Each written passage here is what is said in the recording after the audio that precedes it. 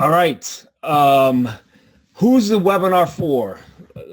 Most of you, hopefully, if you've seen any of the YouTube videos on YouTube that Nate and I do, we definitely love talking about all things Amazon. Thanks again for taking time out of your night. I really hope that this next 45 minutes to an hour of the information that we give you is going to be helpful to help your business grow. That's always our goal. And so let's just talk about who the webinar is for. It's really for anyone who sells on Amazon or who's just getting started selling on Amazon. A lot of times when I've gone to conferences, the majority of conferences that I've gone to, when I ask how many folks sell private label items, probably less than 5% raise their hand. And so it seems like for most of the circles that I've been involved in, for the most part, only about 5% at those specific conferences sell private label. I will say I just attended a conference, I think that was for more veteran Amazon sellers, called the Prosper Conference. That conference was a huge conference for bigger sellers. And I would say that most of those sellers were $1 million to probably all the way up to 100 million, actually. I talked with a seller who sells $100 million, and 90% of those sellers were private label sellers. Which was cool for me because I still believe that the private label model is the ultimate way to sell products on Amazon. So this is a webinar for you if you're following one of those categories, or if you just want to learn more about selling private label items. So let me tell you a little bit about me. I've been selling on Amazon for 3 years, 2 years full-time. I've been married for 20 years. My family definitely comes first. I always say for me, it's faith, family, and friends. I have 2 children. I homeschool them, which is why I love the private label business model selling on Amazon, because I can stay in my house and I can help my children as they help train them in homeschool, as well as run my business. Majored in youth ministry and social work in college, which is interesting because I didn't have a very business background. I really was not thinking about going into business for myself at all. And then, you know, I love Amazon, like I said earlier. So I didn't have any prior experience, really business experience, before I started selling on Amazon.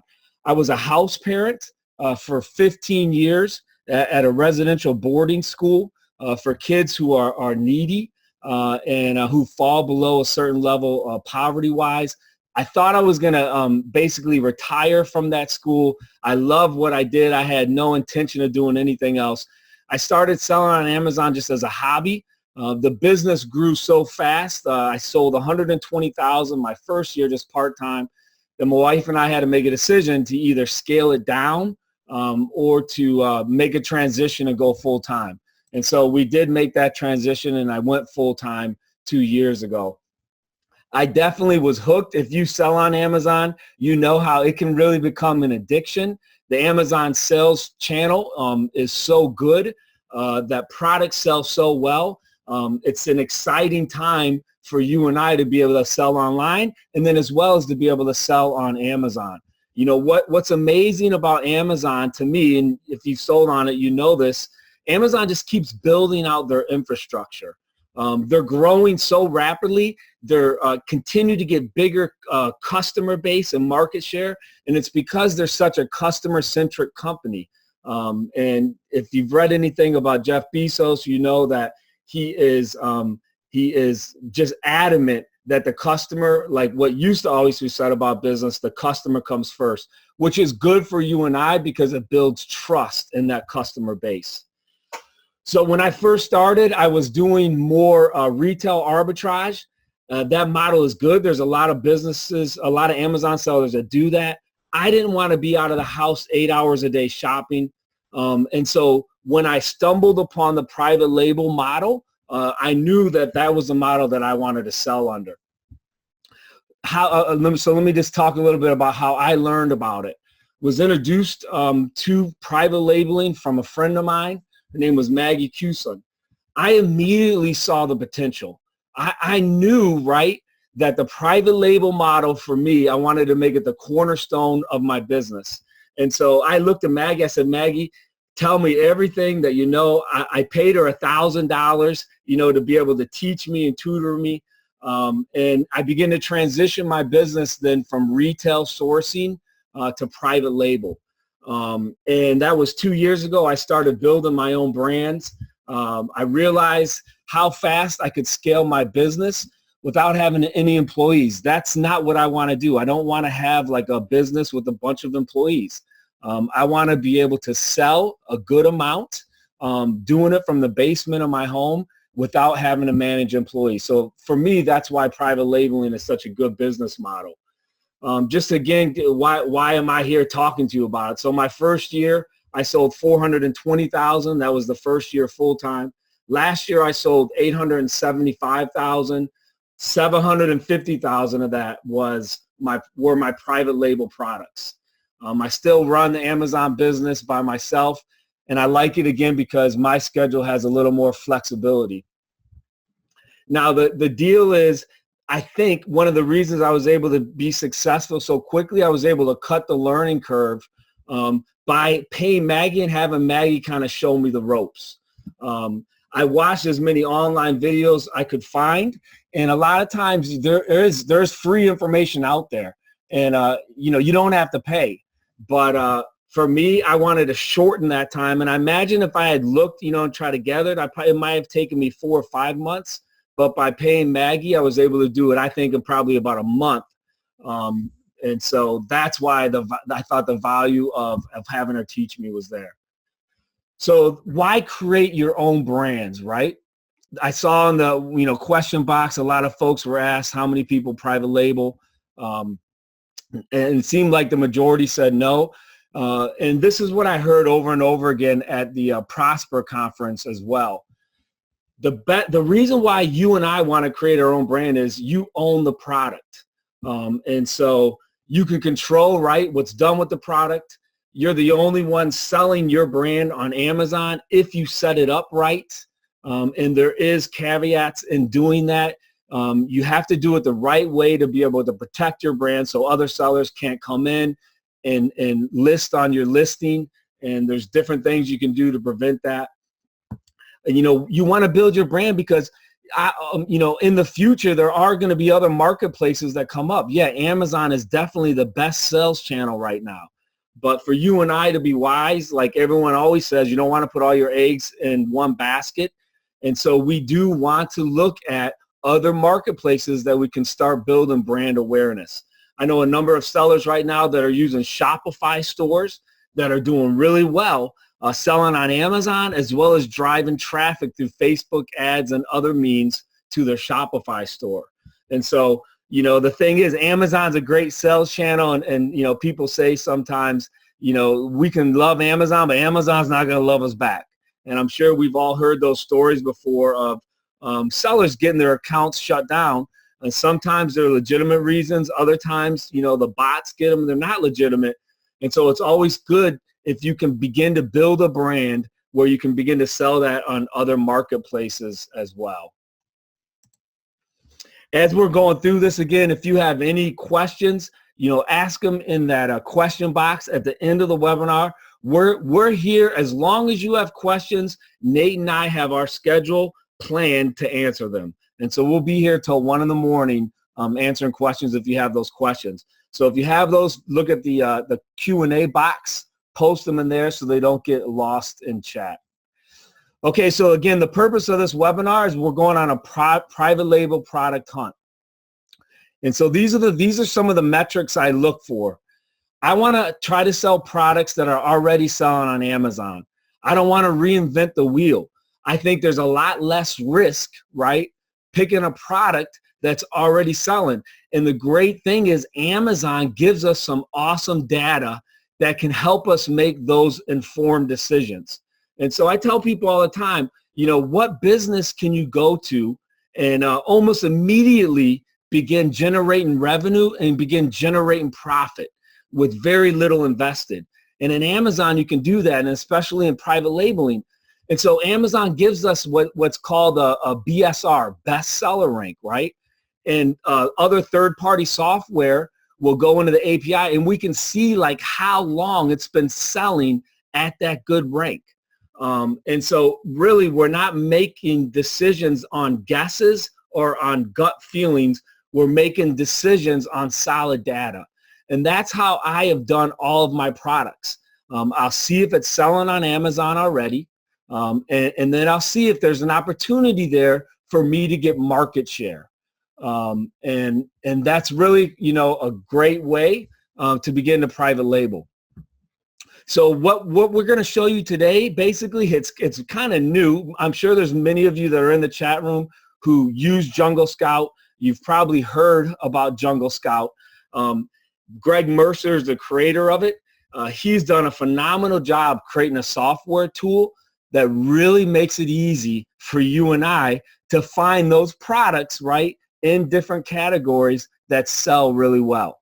And so Nate and I, in tonight's webinar, we're just going to stick with the Jungle Scout web app, which we think is probably the premium app right now to use when you're researching products to private label.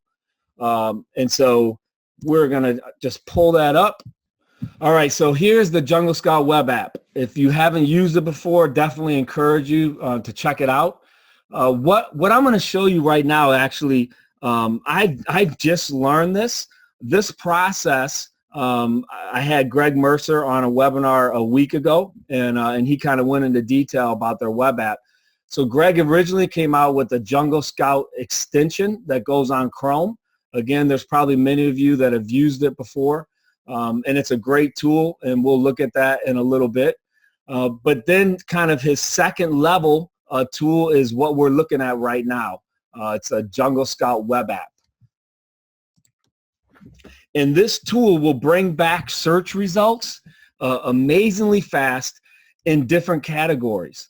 And so whereas before I had people that were coming to me, and in order to filter through these requests, they said to do one category, and if I gave them like different prices, like so for this one we'll type in minimum price of 25, maximum price of 50. Let's go with rank of 1,000 to 10,000. Estimated sales a month will go 300. And you can, when you go to the app, and there's actually a free trial. I think Nate put that in there. You can click and see, you know, what each of these means. Let's do minimum of, actually, let's do a maximum of 100 reviews. And I think that's it. So these are the filters I'm going to filter on right now. And let's do kitchen and dining. I like kitchen and dining. It seems to be one that we can find private label products relatively easily, and it's not complicated. I try to stay away from electronic issues. We all heard the stories of the hoverboards, which hopefully none of you in the chat room went too deep on those, but a lot of people got stuck with them. So right here, what we're going to do is we're going to filter through the kitchen and dining category with these filters. So minimum price 25, maximum 50, rank of 1,000 to 10,000, estimated sales 300, and it's going to be a product that has 100 reviews or less. Now, you guys, you got to understand the amazing part of this web app that Greg has designed. This used to take people 6 hours. So I would have people that came to me, that would come to me and they would say, hey, Andy, look, how much would you pay me for a list? You know, I can give you a list of 100 items, whatever filters you want. And I said, well, how long would it take? And they said it would take 5 to 6 hours for each category. But somehow Greg's been able to, you know, through probably a bunch of servers, come up with this type of filter. All right, so here we go. We're on the hunt. So now it's going to bring back all of the items that come underneath these filters.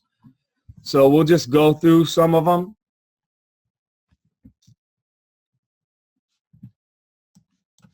And what I like to do is just kind of look for, you know, possibly unique items, like something like this. This is obviously an Amazon item, Amazon Basics. They're Amazon's private label product. I do not want to sell any of those because I don't want to compete with Amazon, although some people do compete with them. Here we have a whipped cream dispenser. If you ever see this little symbol right here, that's usually a seller who's gone through a course. You're not supposed to put those kind of things on the photos. So that's not an item I'm going to probably be interested in. Just keep going through. None of those items really appeal to me. So we'll keep going through. Remember, what we're doing now is we're just going through these filters that I just set in there.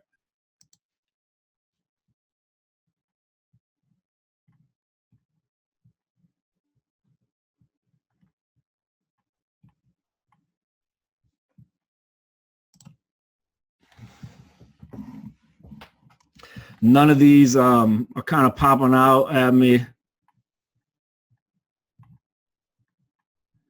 So what I might want to do is come back then, and I might want to lower these, or I might want to add a little bit. So it's like coming back and I'm not seeing like anything that's really popping out. So maybe I'll change this and go like to 3,000.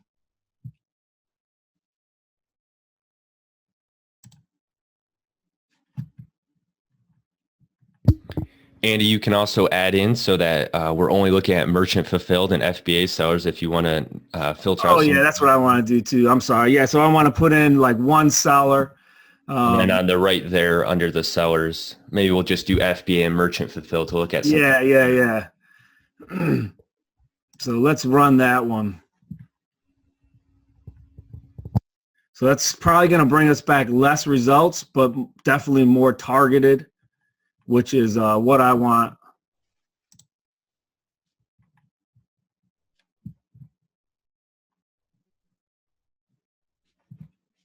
Now this one looks kind of interesting to me. I sell glass straws. I like the price point of this one. Pretty good rank. Looks like the monthly sales are 300. 374. So let's click on this and just take a look at it. So you can come over here then and click on the Amazon page.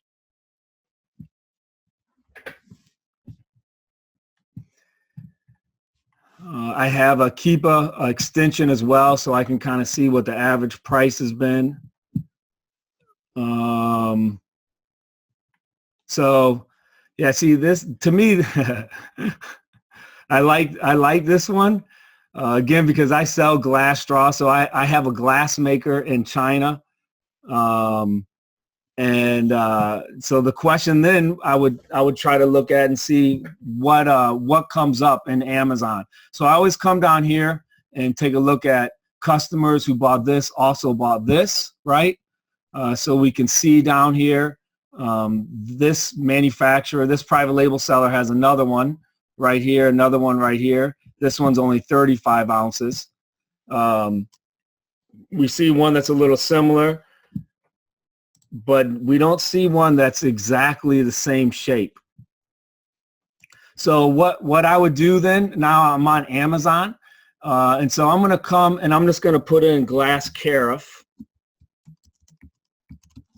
and see what comes up, to see what kind of competition there is. Yeah, so someone said the glass straws are super saturated. They are, and it's probably because I use an example, and I should have said that up front. So it's worth showing you like these examples. Like I don't recommend you then go jump right and on any examples, you know, that we come up with tonight, because that's what everyone does, and then it becomes too saturated and it's not a good product. These are just examples. Look, figure out and watch the process, right, of how we come up with these, but don't do these ones, because now this is going out, you know, to potentially 400 people, and so it's not going to be a good product for you to do. but you can look at the process, right, of how we come up with it. So we can see right here, this is another extension I have. Average rank, our bestseller rank right now is 3,947. And the key word, so this is probably a key word that Amazon customers are going to put in there, glass carafe. And then this is what's going to come back. And so now as I'm scrolling through, what I like about this one is I don't see any other ones that are the exact same shape and the exact same size. All right.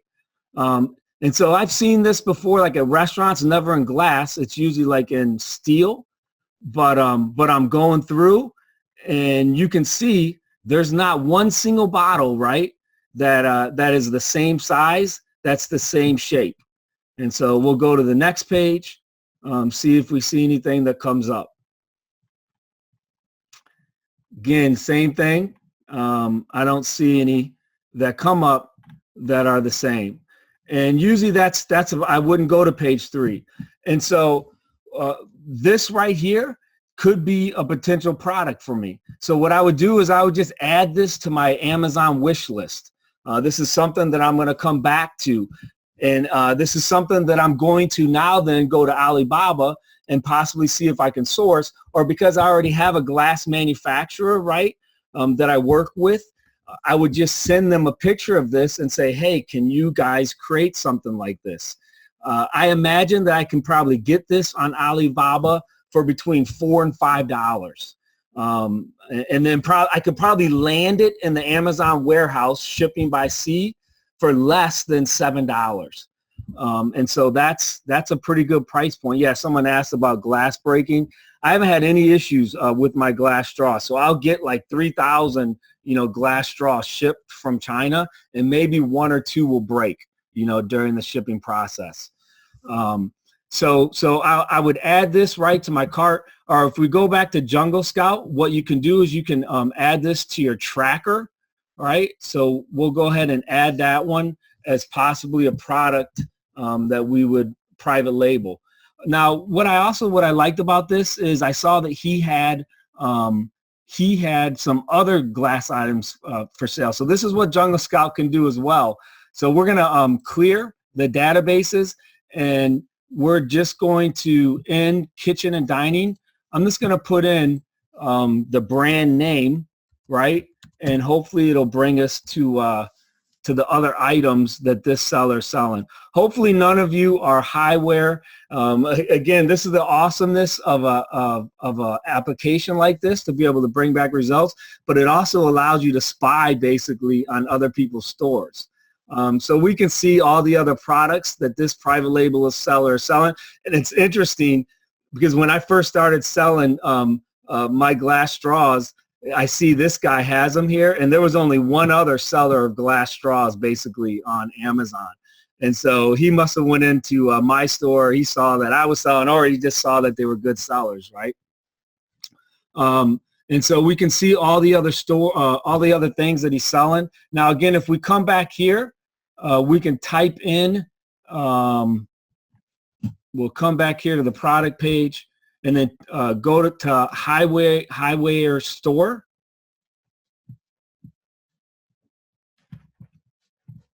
And if we come up here to the Jungle Scout extension,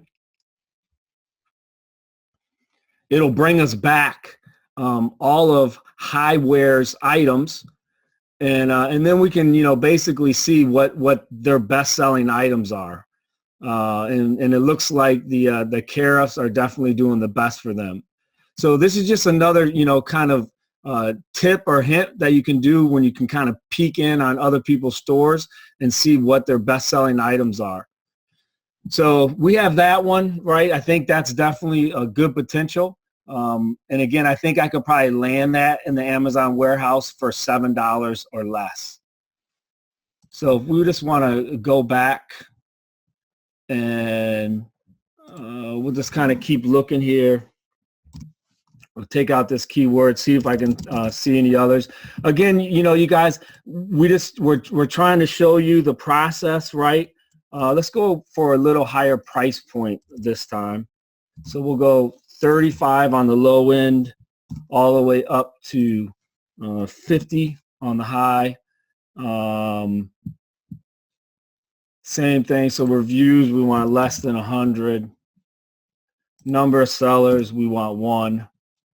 Rank, we'll say from like 3,000 again to 10,000. And we'll just filter it again that way. So we have one product, right? And that took like 15 minutes. And again, because I know glass, I'm pretty sure that I could do that product no problem. Let's see if we can find another one. And then I'm actually going to turn it over to Nate. So this one is kind of interesting. I love Mexican food. And these things are super heavy, though. That's the only thing. We can see the fees are going to be pretty hard. It's 11 pounds. But again, I'm not opposed to selling heavy things. Again, it's kind of limited competition. When you sell bigger items, a lot of people teach, sell smaller items, less weight. I'm not opposed to selling something heavy.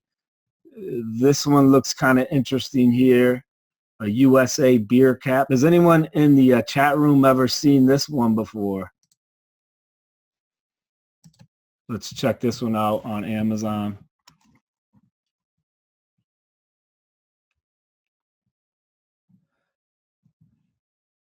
So it looks like this one is at 7,000 rank. Looks like there's a couple other ones that have sponsored products related. Looks like both of those, though, were only were non-prime. This one is a prime, selling for $40. It's going to be a little bigger, right? 24 by 14. Looks like it's held the price pretty good. Another one right here for 50. So this might be a decent product too. So what I would do then is I'm going to add that to my tracker. So that's just kind of a basic way, right? Again, I found 2 products like in 15 minutes, that you can kind of go through and find, potential private label products. And it's all because of the ease, right, that Greg has made with this. You guys, if you don't use Jungle Scout, if you want a private label, I highly recommend that you get this application. I think it's $40 a month for the pro version, but there is no software right now that can bring this back as quick as this can right here. And so you can pick whatever you want. If you want a higher ASP, then pick your low number as 100 and go up to 150. And the awesome thing is how you can filter right here, right, by number of sellers, and then you can leave out Amazon. Now, you don't have to. Like Greg, he doesn't mind competing against Amazon. He says sometimes he likes if Amazon sells the product because then he knows that there's demand for the product, because Amazon generally is not going to sell something where there's no demand for it. And so if he thinks he can break in and there's not a lot of competition, then he's not opposed to selling it. But you need to look at this web app. Again, there's like a 7-day free trial you can go and test it out. But your ability to find products just like we did right here. And so now we have these 2 products that are in the tracker, and now I can dive in and do more research on if these would be products that I would want to add or not. Greg almost has made it too easy. And so just by adding, just by taking 15 minutes and going through those filters, in one category, I was able to find products that quickly that I think probably have pretty good PL potential. And again, just going back, why do I like this product? I didn't spend any time looking at this one because on Amazon right now, when I type in glass carafe, this is the only one I find with this design, all right, with a lid on it and then with the wide bottom. So that means there's only one right now so far. And again, I need to spend more time combing through Amazon, but it looks like there's only one seller right now that's selling this. He's averaging $336 a day in daily revenue. And so all I got to do is I'd be happy if I could take half of his sales. If I could come in and if I would be able to take half of the market share, I'm going to be happy with $160 a day in sales. I don't have to have killer home run products every time. In fact, the majority of the time you're not. You're just going to have singles, doubles, but if you keep adding those singles and doubles, that money adds up over time. And so, yeah, right there, I think that's potentially a great product. So I'm going to hand it over to Nate now, who's going to show just some kind of more tips and tricks that you can do using Jungle Scout. All right. Thanks, Andy. I'm seeing a lot of great questions here in the Q&A box. So I just want everyone to know that we are going to be getting to those after I go through these tips here. So I'm just going to look, like Andy said, a couple more, another look at the Jungle Scout web app, and I'm going to show maybe some search criteria. I see a lot of the questions in the chat box are about the search criteria, you know, what we like to do as far as search criteria goes. And then I'm going to give a couple hints, maybe not hints, but more like tips, ways that you can possibly use this Jungle Scout web app and the search criteria. Because like Andy was saying, this is just such a powerful tool. I'm going to give you a couple of tips that you can use to really make the most out of the Jungle Scout web app and then maybe get a leg up on the competition. So Andy just looked at, you know, a pretty basic, basically put in some search criteria and was able to look at a couple results. I'm going to quickly go through some of the features here of the Jungle Scout web app in a little more detail, just because I think it'll answer a lot of the questions that we're seeing here in the Q&A box. But I'm just going to run through this real quickly. So Andy showed you the product tracker, which you can add products to. But here in the product database, and again, this is a database that Jungle Scout has brought together. They're basically scraping Amazon constantly, daily, and even hourly sometimes for all these products. And we can see here, if you just click filter database with no criteria set, I mean, it's bringing up millions of products, and that's because, I mean, that's not everything on Amazon, but that's because a lot of stuff on Amazon no one's even looking at in here. So this is, you know, millions of the top products and categories. And what we have here at the left is all, you know, most of the main categories on Amazon. And like Andy said, we typically are going to look at a couple here because not everyone's approved, you know, maybe for beauty or health and personal care or grocery. Those are some of the difficult ones to get approved in now. But basically, you can pick the category over here, and I'm going to go through and basically put in some search criteria. I'm going to show you a product here that I was showing Andy just before this webinar began. I was kind of going through here and looking for a product, and I'll show you one, and then we'll see if we can find a couple other ones just looking. But Andy showed you the price. He usually puts in a price, a minimum and max. Now I see people here asking, why would we put in a minimum or maximum price? Usually we put in a minimum price because if you get too low, you know, an item that's too low of a price, the Amazon FBA fees start to eat into your product too much. That, and if you get a product below $10, it can become an add-on item, which usually we do not like that to happen. So we like to keep the price typically higher. And if you have more capital, you usually can afford a higher price. If you're starting with lower capital, which you can start with just a few thousand in private label, then you might be looking at a product that's only $10 to $20 sale price. But let's look at something a little bit higher. I'll put a 25 minimum. And then we usually put a maximum just because we're not looking maybe at product that costs $200 or sells for $200. You don't have to put anything for the max. And like Andy was saying, anything that we're showing you here, this is just more of a teach you how to fish, as example someone was saying in the group, instead of giving you a fish here. None of these products we're looking at is anything we recommend you do, but this is hopefully teaching you how to possibly use this web app. I'll do a max of $50. Yeah, we'll do $50 here. The net, so what Jungle Scout's done is it's actually basically incorporated the FBA calculator in here with the web app. So what it does is it basically shows you what the Amazon fees would be and what you would receive. Like looking at the shirt down here, if you sold a shirt for $19.99, Jungle Scout calculates, and I would still usually, you know, do this on your own, but it's usually pretty close. It's showing you that the fees would be $5.54, so you would net $14.45. So you can put something in here. If you want to net more than $10 on a product, I would put that there. I usually don't put anything here because basically what this is doing is showing you, I usually would add in a weight requirement or something, but you can put in the net there. The rank, most people are familiar with rank. Amazon gives you a lot of powerful data through the bestseller rank. So most people will put some kind of rank in here. I'm going to say a minimum of 5,000, we'll say, for a minimum rank, meaning that I'm not looking at products that are selling too quickly because they might be so well established that I can't break into it. But sometimes I'll go lower than 5,000 rank, definitely. And then I'll say we'll go up to, let's do 15,000 for this one here. Andy, do we have anything you want to jump in here? No, you're doing good. Okay. And so I'll skip some of these, but estimated sales, this is on a monthly basis. So we'll say how many sales would be per month. You can put a minimum if you wanted to say, you want 300 sales a month minimum, meaning that you're likely selling about $10 or 10 products per day on average. So you might put a minimum there. And then revenue would be just the number of, the actual sales that you're bringing in per month. And that's pretty much directly correlated with the sales.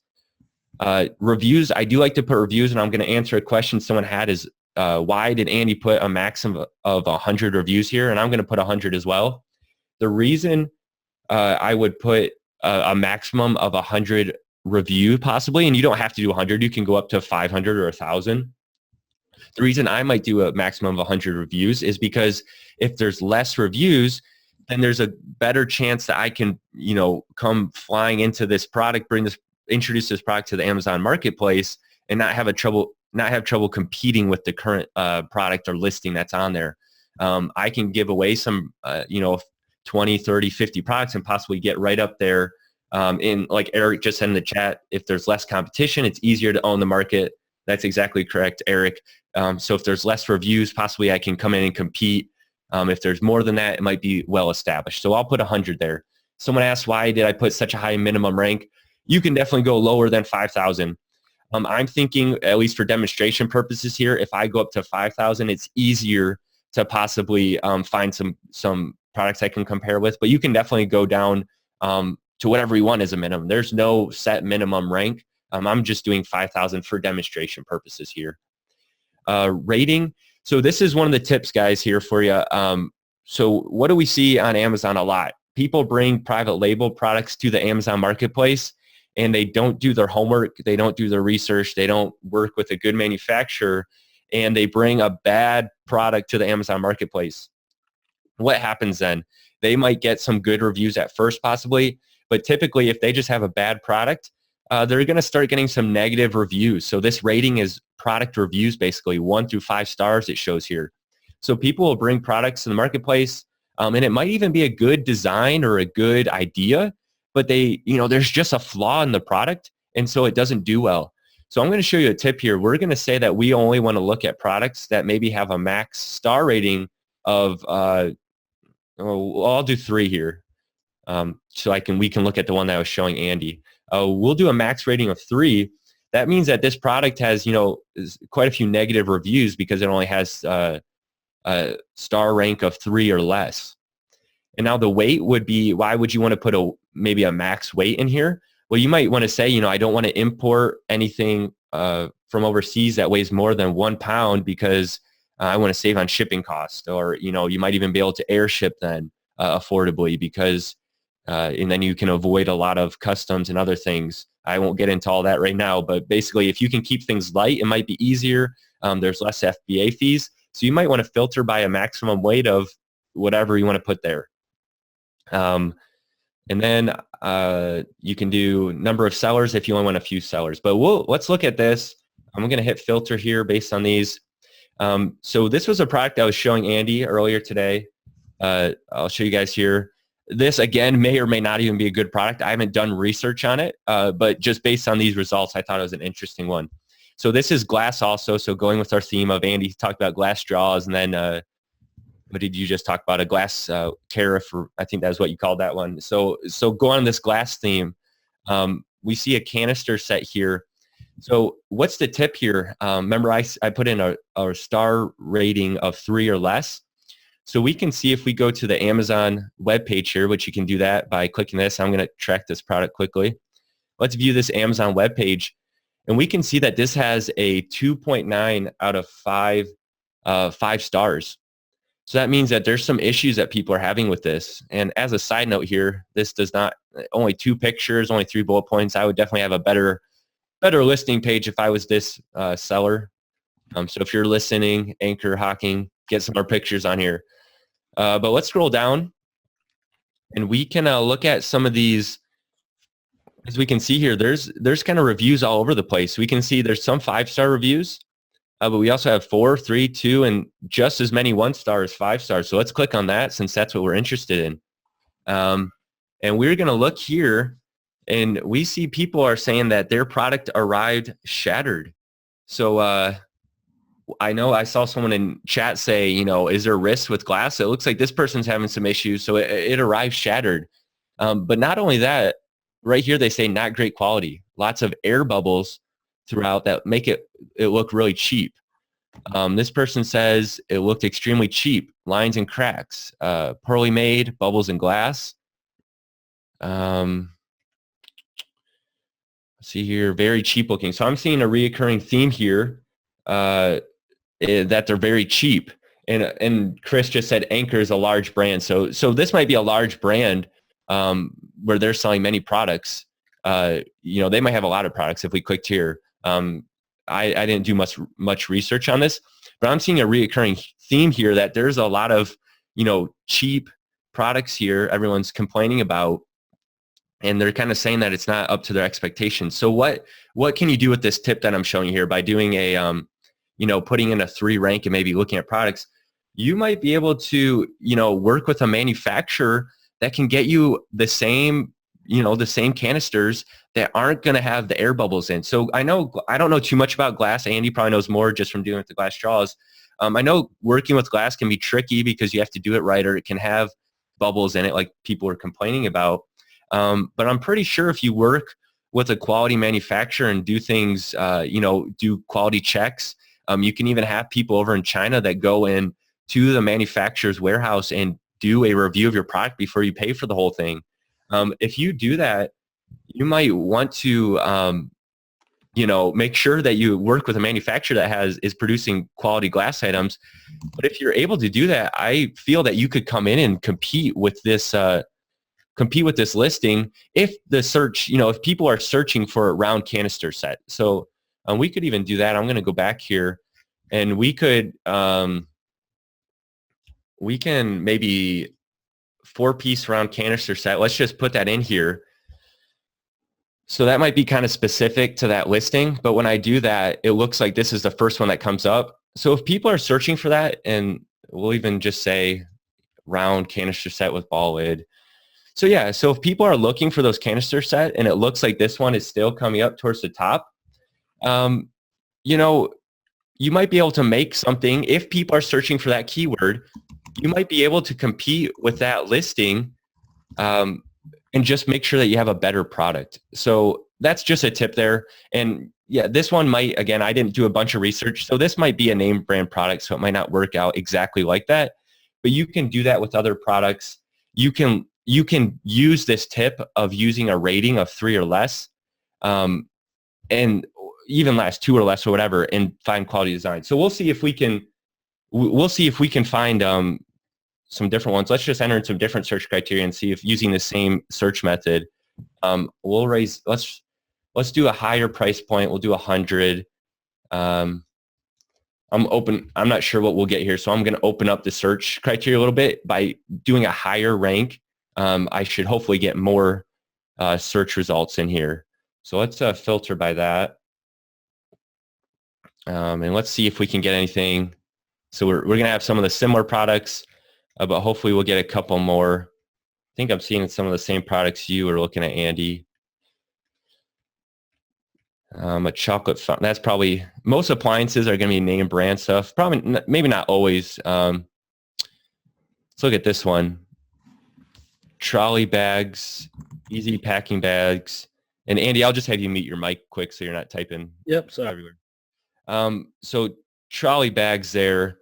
I'm not sure if anyone in here can let me know if this is a name brand item. I've never heard of this one. So let's look at this one. So this is selling for $75.99. That's a very high price point. Doesn't look like it's FBA either.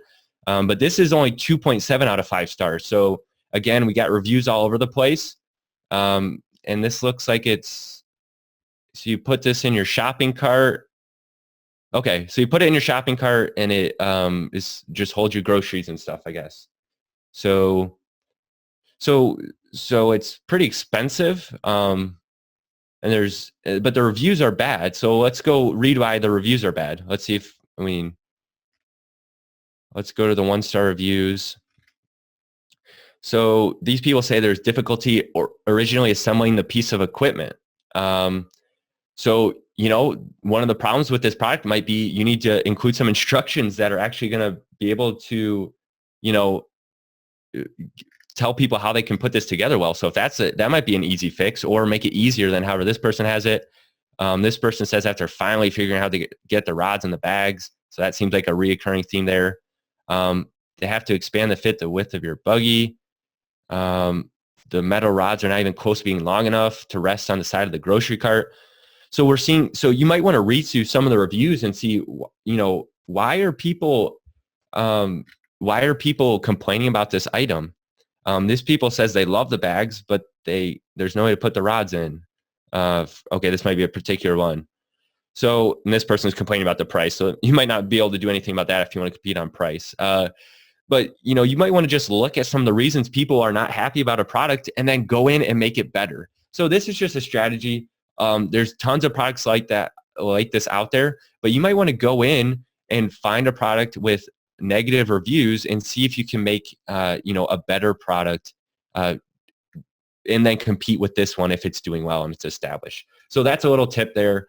Some people might be familiar with that. Some people might not be, but I think that's useful if you look at that. And I didn't touch on this earlier. I saw some people talking about it. We could search by just standard products instead of oversized, because the fee difference between standard and oversized is huge, really. So you might want to, only filter by standard size products. And then like Andy said, you can do the fulfillment by Amazon and merchant only if you don't want to see listings where Amazon is the seller, or at least has the buy box. I'm not sure how it filters out there. Let's look at another, I'll clear this, and let's look at another one. I'll do, it's another category we can do. Everyone has access to office products too. That's one that everyone has access to. So again, I'm going to do a minimum price and maximum of, we'll do 50 again. We'll put that in there. I'll go a little bit lower on rank because people are saying, 5,000 seemed high on rank. I'll go down to, we'll do 2,000 here. And then I'll do a max of, I'll do 10,000 here. And then I'm going to go a little lower on reviews. Maybe we can find a niche where there's barely anyone in it. So we'll do a max of 50 reviews maybe. Okay, and so this is my next tip. So we looked at, a rating. This is one way that you can possibly use as a little tip here.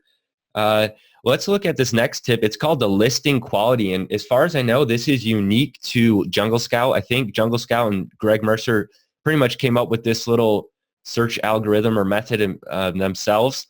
The listing quality, and what this is Jungle Scout basically rates every single listing that they track on a score of 1 to 100 based upon a couple factors such as the quality of the title here, the bullet points, the photos, and the description. So they've basically set up some kind of algorithm that takes all the information on the product page, the number of photos they have, I don't know if it can actually tell what size the photos are. That might be able to. The number of bullet points, how detailed the bullet points are, and if they have a product description. So we can enter in a listing quality score here. And again, 100 is good and 1 would be the worst. So let's put in a lower amount of 35. Let's do 30 here. And that means that it's not very good, the listing quality score. And I'll show you what this means as we get into this. So I'm going to hit filter here. And what this means is that these listings are not quality listings. So we can see right away here, I'm seeing some eBay style, like a bunch of pens here together.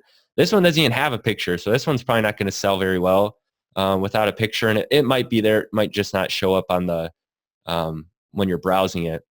But we can see here, these are basically Jungle Scouts categorize them, and it's saying that they are not quality listings based upon, again, the listing quality score that they've developed.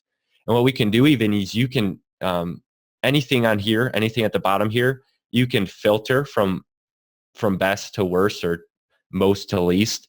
So if we go down to the very lowest here, and most of these are the very lowest are not even going to have pictures probably. We'll see if anything at all jumps out at us. I'm not seeing anything right here. And sometimes this can be tough because the listings are so poor that it's hard to tell if there's anything worth looking at. So nothing's jumping out at me because some of these are so poor. Let's see if I can change. Might go a little bit higher on the quality score here. Let's go up to 35. So I see some poly mailers here. An acrylic sign holder wall mount. So this is this shows that it's selling 197 units a month. And let's just take a look at this, at least for example purposes. So this does have quite a few pictures. So they did utilize their pictures, so that was good. Let's see, they might be missing. They have a description. So this one I wouldn't say is too bad, but for whatever reason, Jungle Scout's saying that their listing quality is not the best. So that probably is either the length of their bullet points or their product description. Let's look at one of these that doesn't even have a picture. So it does have a picture. The reason it's not coming up is maybe because of these child listings, but we can see they only have 1 or 2 pictures. So we always recommend that people utilize as many pictures as they can. Guys, we're selling on Amazon here. People aren't able to touch the products, so they definitely want to be able to see the products. And we had a couple questions about photos, I know, in the question box, and we'll talk about that here in a minute. But you want to make sure that you're doing everything you can as far as photos go. And then when we go down here to the product description, we see a very limited product description. So you'd want to utilize that space more as well. So let's go back. I'm going to close some of these. Not seeing anything real great there. I'll go back and let's keep going. I like this listing quality score because basically what you're doing with this listing quality score is you're saying, hey, this is a good product, but they're not utilizing all the information that you're able to put on Amazon. I can come in with a very similar product, maybe even almost the same exact product, but I can come in and I can make a better listing, better pictures, better bullet points, better description, and people are going to buy my product because they're able to be able to find more information out. I'm going to change this up a little bit. Let's do a lower rank, and then I'm going to add in a number of sales. So like I was saying before, sometimes I like to put in like a minimum of 300 sales a month because then it's showing me that the product on average is selling 10 a day. So I'm going to put that there. I'm going to do a max of 100 reviews still. And then I'm going to do a listing quality score. Let's do low, not that low. Let's do 25. And we'll see if anything shows up here.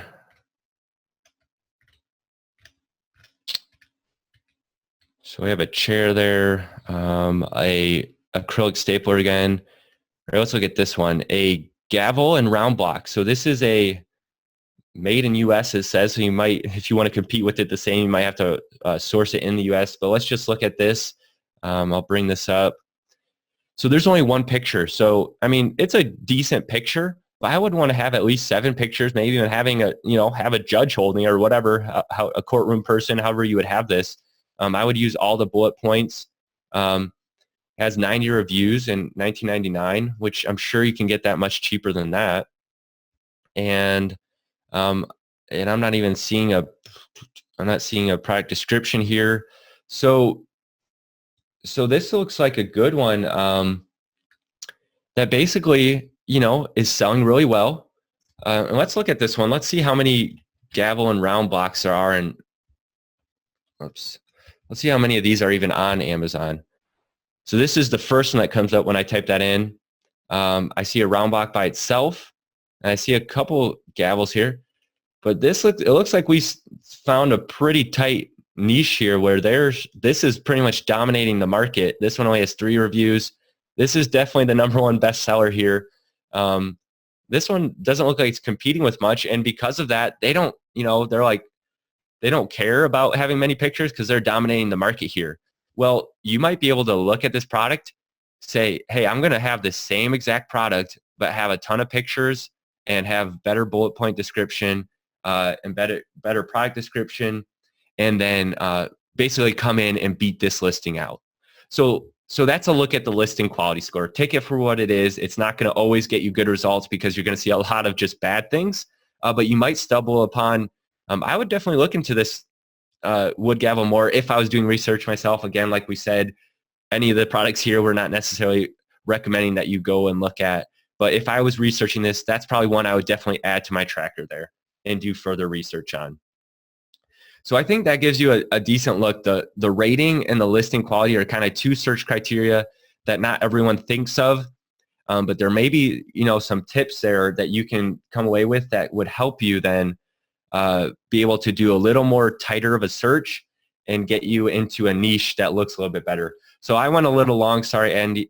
I'm going to throw it back to you to kind of wrap up the product research phase, but don't go anywhere. We still have some giveaways we're going to give away in just a minute here. But Andy, if you want to unmute yourself and come back and I'll stop sharing so that you can, or if you just want to share your screen again for us. Sure. All right, everyone. So that's, what Nate just showed you there. Just a really quick way that you can use it. And again, this is just one way that you can use to find products. Now we're hyping up a Jungle Scout. We love what Greg has done, and we think it's the best tool and probably the most simplified way, again, to minimize your risk. So you're not like creating a brand new product that's never been on the Amazon marketplace. There are other ways. You can go to trending sites, right? You can use merchant words. Merchant words are great software to be able to try to figure out like how many searches our customers are putting in on Amazon, what the search terms are. And so there are a lot of other ways. We think, though, the biggest bang for your buck is using Jungle Scout, and it's probably the best and the most efficient use of your time if you're trying to look at products that are already selling on Amazon. So there's just one other thing I want to show you here in the extension, which I think is pretty cool.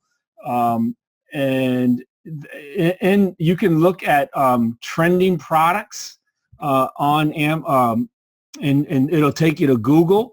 And I'm not seeing it right now. Usually it comes up here at the bottom. Let me try it again.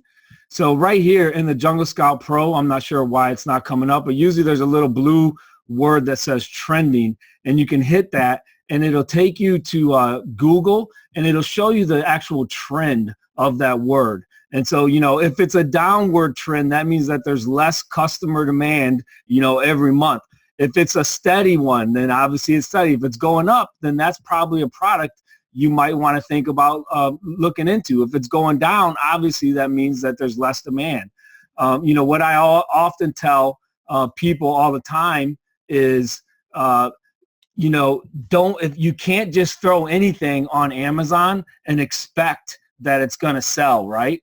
If you're selling crap, it will not sell. You have to sell things that the Amazon customers are actively searching for.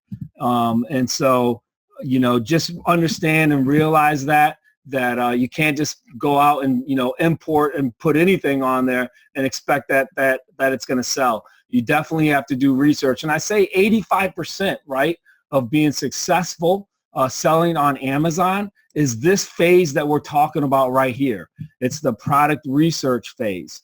And so you have to be smart with it. You have to take your time, and you have to do it the right way.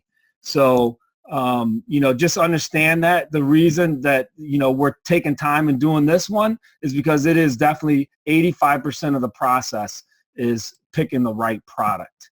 So take your time, make sure you do this one the right way. All right, so we're going to do some giveaways here in a second. And so hang around for that. We're going to give away 4 of these Proxima projectors. If you saw on eBay, they're $150 a piece. before we do that, we're going to do the, actually we'll do the giveaways before the question and answer. Nate's going to share a little bit about our course. Actually, we're just launching this week that I'm really excited about. And just know, like, as we're talking about this, there's a lot of other steps involved, with private labeling than just the research phase. I shared a little bit at the beginning. I don't have a business background, but I knew when I saw private labeling that this was the business model that I wanted to make the cornerstone of my business. And then just being at the Prosper conference 2 weeks ago, again, it just cemented that the private label model is, I think, again, the best model, because that's the only conference I've been to where there's major sellers selling millions of dollars a year, and they were all private label. And so, again, it just kind of cemented that I think that this is the best thing. And as well as you guys, you got to understand, we're still, I think, in the golden opportunity, because only 10% of all products are purchased online. And I hear a lot of people saying, hey, look, there's so many sellers coming in, right? And it just seems to be getting too saturated. And I don't think that's true. I think there are thousands of products that are still not even on Amazon yet. You can imagine if only 10% of goods are sold online, that number is just going to continue to increase every year. You and I do have to be smart, though, about the products that we're going to bring.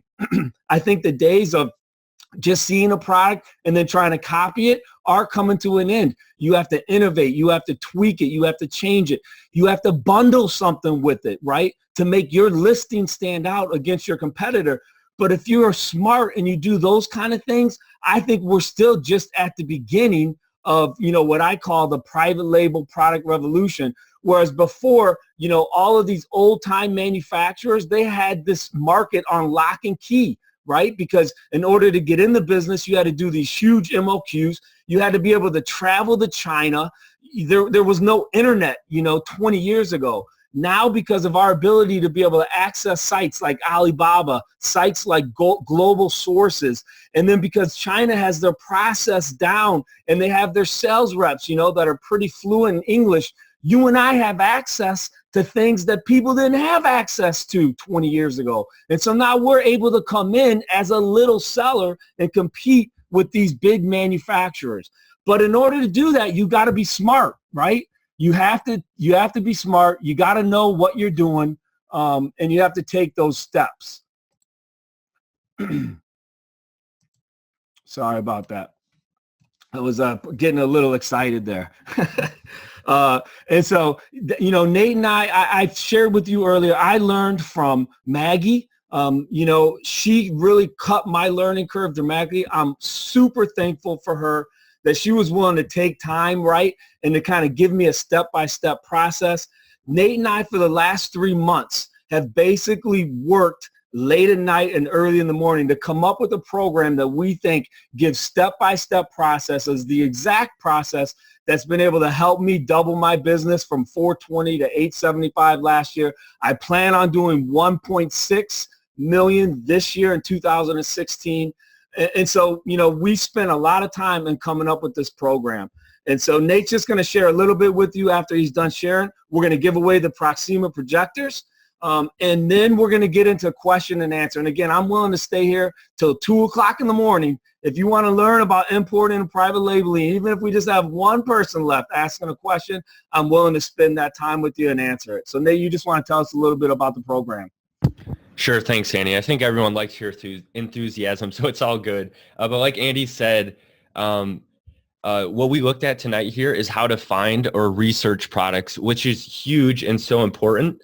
But what what everyone to know is that there's more to it than just that, obviously. And what we go through is not only that, but how to actually find the products, where to find them at, how to negotiate with people or manufacturers, how to get those products from your manufacturer made and then checked out, make sure there's no patent issues, all the various things are involved from the manufacturer to you, and then from either from you to Amazon or directly from the manufacturer to Amazon, and then how to introduce your brand to the world and make sure that it's successful on Amazon and not just a flop. So if you guys check out the chat box real quick here, I'm posting a link. If you guys want to click that link, it's going to bring you to the page that I'm looking at here, so you don't have to click that, but what we're looking at here is slamazonbros.com, and then if you go to the Getting Started page, this is the program that Andy and I have worked so hard on. And again, this might not be for everyone, but we definitely want to show it to those of you who are interested in getting into private label, because we feel is one of the best ways for you to get started, to get not only the basics down, but we go through the entire process, our entire process, the entire private label process. And basically we call it the Jumpstart program because we really think that it can jumpstart your business, especially private label, but we also talk about the basics of wholesale and online selling, the essential tools we use. And you can see that here. We give an Amazon selling foundation, the essential tools like the Jungle Scout web app. That's a good example of one of the essential tools that we look at, just because we think it's so helpful. So we go through quite a few tools, how do you, where you can get them, how to use them effectively. We go through that in the program. We go through creating your own private label brand. So the entire private label process. We give you an introduction to wholesale. So it's not as detailed as a private label section. Again, private label is Andy's passion. It's where he has been involved with, but we do give an introduction to wholesale and online sourcing, online success we call, but it's basically online sourcing, or you might know it as online arbitrage. And then we also have a community group that's going to be separate, involved for people who are in the program. That's going to be specific for Andy and I are going to be in there every day sharing our current, what we're doing relevant. We're going to have, I'll get into that in a second here. We're going to have expert Amazon sellers in that, and it's going to be a great place for daily questions and answers. And that's why we're excited. We're calling it a mastermind group because mastermind basically just means a bunch of smart people who are trying to find a common goal that get together and share their ideas. And we do have a common goal. Everyone who's here, I believe, has a common goal, which is to, either to sell on Amazon or, to sell online and to make money. I think that's most of our common goal is to, make a profit or do some kind of business. You might be in this just for the fun of it, but most of us want to introduce products that are successful. So we call it a mastermind group, and we're excited about that. This is a look at how the program's laid out, actually. So it is in a teaching format. It's on Teachable is the platform, but basically it walks you through very organized, step through step, each section of the course. And so basically it just walks you through. Most of it's video. There's some text, but you can see everything here. It basically, this isn't everything. Actually, there's more to it. But we can see when we look at the private label section, it just goes through each thing. It goes through finding products like we talked about tonight, but also goes through how you negotiate with suppliers, how you get those products to Amazon, either to you or to Amazon directly, and then how to launch your product successfully. So that's a look at it there. Video lessons are included in the program. You have exclusive access to the exclusive mastermind group. There's going to be advanced training webinars. So we just did a webinar recently. If you didn't check it out live, it was with Scott Mongolius on how to keep your account health good, how to keep that, make sure that you are not running into troubles with possible suspensions or listing suspensions. We're going to have those type of webinars regularly, and it's going to be really good to learn from some of those Amazon experts and some of those interviews directly. So let's just go down and we'll take a look. There's 3 different levels to the program. Those of you who are interested in getting started, there is a $497 level that is full access to the program. You get access to the private mastermind group, 2 months free for that, access to the monthly webinars and the advanced expert Amazon interviews. If you do the premium version, you get 6 months access to the mastermind group. You get a 1-hour one-on-one coaching call where we have your full attention for the hour. You have our full attention for the hour. You can ask us anything you'd like. We will go through the entire process with you, or we can see where you're at in the process and make sure things are going smoothly. And then expert Amazon interviews, everything that's included with the $497. And then for any of you that want to just jump into this full force, want to get moving very quickly, you can do the VIP, where you will have personal access to us. You'll have Andy's phone number. You can call him at all hours of the night. You'll have personal coaching through pretty much your entire process. So you could take a look at that if you're real serious with getting started. But that's a look at our program, guys. That's all I really have about it. Go to slamazonbros.com to check that out. Again, the link is in the chat. I'll post that real quick. Is it possible to do add-ons if you start with premium? Tina's asking. You can ask us that specifically. We'll talk to you about that, Tina. I'm sure we could work on some add-ons with that. But now we're going to go to basically, I think that's all I have, Andy. If you want to jump back, I think we're basically going to go to some giveaways here. I think everyone's interested for that. And then we have a lot of good questions here in the box I see. So like Andy said, we'll be answering that. But let's get to those giveaways, Andy. All right, super. All right, so I'm put my video back on. Just want to say, hey, thanks a lot again, you guys, for hanging out with us. It's 180 people that are still listening, which to me I think is exciting because I know that I was getting a little hyped earlier, but I'm telling you, you guys, if you're not, if you want to build your Amazon business, if you're just starting, or maybe you're just, you're in 2 to 3 months. Please hear what we're saying. This is a business model that you can do. And I think that out of all the businesses that you can start, it's probably one of the easiest that you can begin and build up relatively quickly and generate income quickly. And so, if you're in that position where maybe you just want a little bit of money to pay for vacations, maybe you have a full-time job and you just want to grow a part-time business, it's a great business model. If you want to grow big, right, you can do that. I know a number of sellers, who are selling $10 million a year, and they have huge businesses. Because of the way the Amazon platform works, it allows you to do that.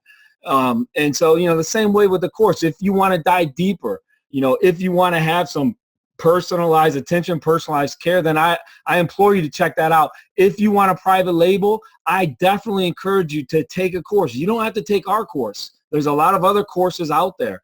But the importing process and private labeling process is definitely a little more complicated, which is why, about 5% of Amazon sellers private label, 5% import and private label, just because it's a little more complicated. So, if you want to, and if you're interested in that, I definitely encourage you. Again, there's a lot of courses out there. Look into taking one. All right, so I'm going to give away the projectors now. Again, these all sell on eBay right now for $150. So I will ship it to you. You can list it on eBay, and hopefully you have a $150 check that you can use then to purchase inventory. All right, so this is what we are going. I'm going to ask you questions, and the first ones to answer these questions in the chat. We may have to go back and verify because there's 180 people here, so it might go by pretty fast. The first one, though, to answer it right, I will PM you and let you know on Facebook. So hopefully if you're not a friend with me on Facebook, do that. Request me as a friend. If you're not in Slamazon Bros Facebook group, I encourage you to join that. Just in case you answer the questions and I'm not a friend with you, please PM me, send it to that other folder and say, hey, I was in the group, I answered the question. I want to make sure that we get this to the right person. All right. So I'll show you real quick what they are. They come in a case just like this. It says Proxima. These work phenomenal. I watch the Super Bowl with them every year with my Proxima projector, and it comes out perfect. And again, they sell for $150 on eBay. All right, so get your fingers ready. This is for the first one. This is the question that I am asking. The first one to answer it right. Yeah, everyone's eligible, Jeff. You have to answer the question in the chat. So Ravi just said, what do I have to do? Paul's already jumping ahead. He said 400. Jungle. Pretty good. All right, so here's the question. All right. It is, the question is, how am I related to Nathan? Uncle. All right, somebody got that, Nate. Hopefully you can go back and see. I think Jeff Howard had it first. Alex met Uncle Jeff. All right, we'll go back and verify that, but it looks like Jeff may have got that first. So if that's the case, first Proxima is going to Jeff. Here's the second one. They're all just like this again. Proxima case, great projectors. All right, so here's the second question. Everyone's at the keyboard. Andy, real quick here. Just to remind everyone, you should make sure you're typing to everyone, not just to the panelists. So on your chat box, you can message certain people. Make sure you're messaging to everyone in the chat. All right, here's the second question. It is, what city do I live in? Hershey. Oh my goodness. I think Diane got it. Diane Morgan. We will go back though and verify that. Yes, Diane got that one. Nate, if you could write Diane's name down. You guys are quick.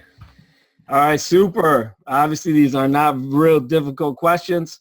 All right, here is the third one, the third question. This one may be a little harder. Yeah, Zach says he feels like his internet may be too slow. All right, here's the third question is, what was the title of my previous job I did for 15 years? What was the title? House parent is the correct answer. And it looks like Kelly Ratcliffe got it. All right, if you could write her name down, Nate. Yep, got it. All right, super. All right, so here's the fourth one. This is the fourth one for the last Proxima for $150. And this is the question. In 2015, what were my gross sales? 875. Yeah, Paula Prue got it, I believe. 875 is the correct answer.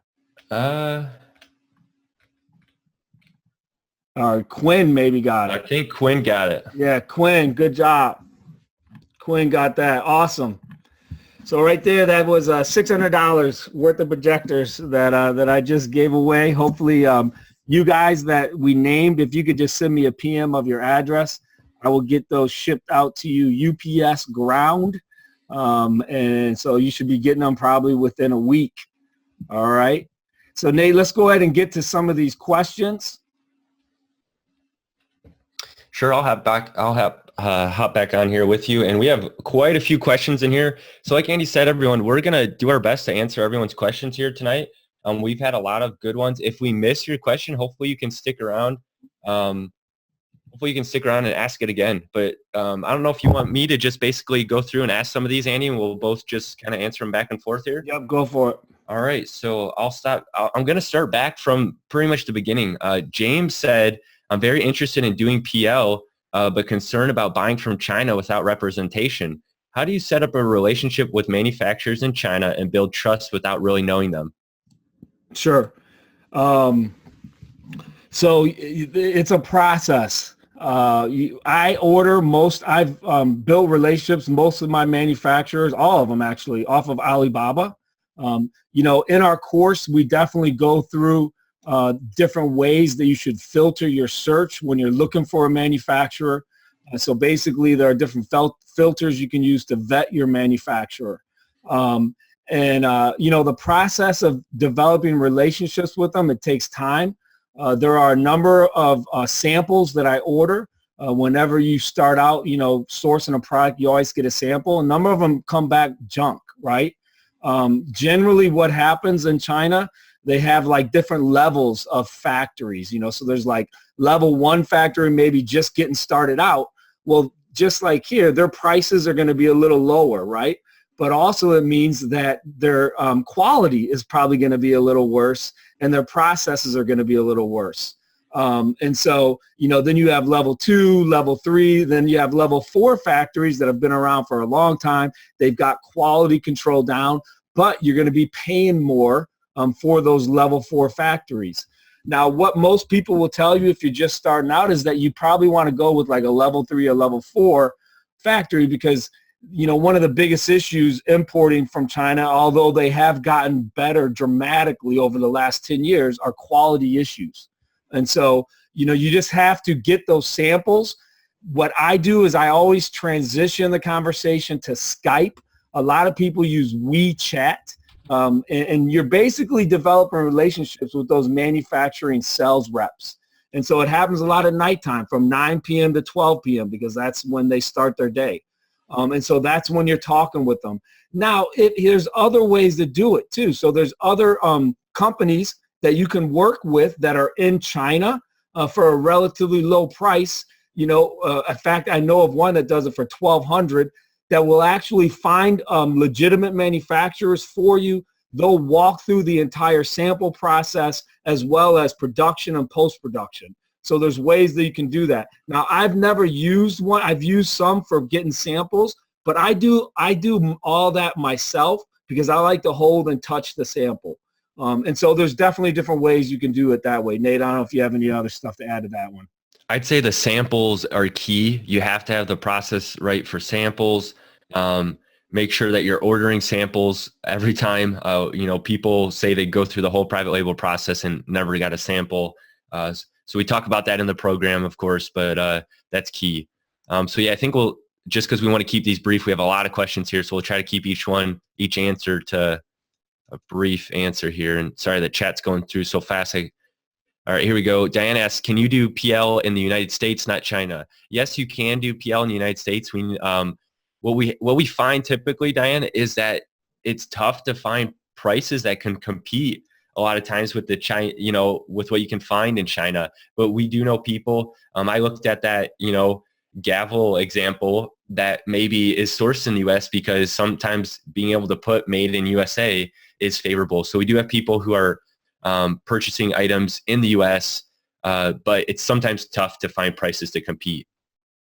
Mark asked, do you need a new Amazon account for each private label brand separate from the arbitrage account? You don't need a new Amazon account for each brand. Definitely you don't need that. Andy, I'll let you touch on that. You have two authorized accounts. Yeah, you do not need two accounts. Most Amazon shoppers, so a lot of people will get two accounts because they think maybe an Amazon shopper, if you're selling in the baby category and in the food category, an Amazon shopper may not like that you have a store with food items and baby items. That's just a rough example. Amazon shoppers really don't care that I've seen. And so you don't need two accounts. What I tell people is just stick with one. Yep. So Ken asks where he can get great photos for PL products so he can launch them. So we have resources. We'll go through that definitely in the mastermind group or, group that's dedicated towards private label in our Jumpstart program. We'll have resources for you guys. So if you're in that, we'll give you some good resources to get professional, high quality photos or some tips to do it yourself. Because some people, to stay on a budget, want to do it yourself, but pictures are important, guys. So if you, it's usually worth it to get them professionally done if you can. It's usually better. Cara asks, how many products do you add to your brand? Any benefits to keeping it really focused as in the category or theme? When do you start to build a new brand and multiple secondary FBA accounts? So I think we just touched on the FBA account, so we won't talk about that. But Andy, maybe talk about building a brand and sticking with that brand or a niche maybe within a category.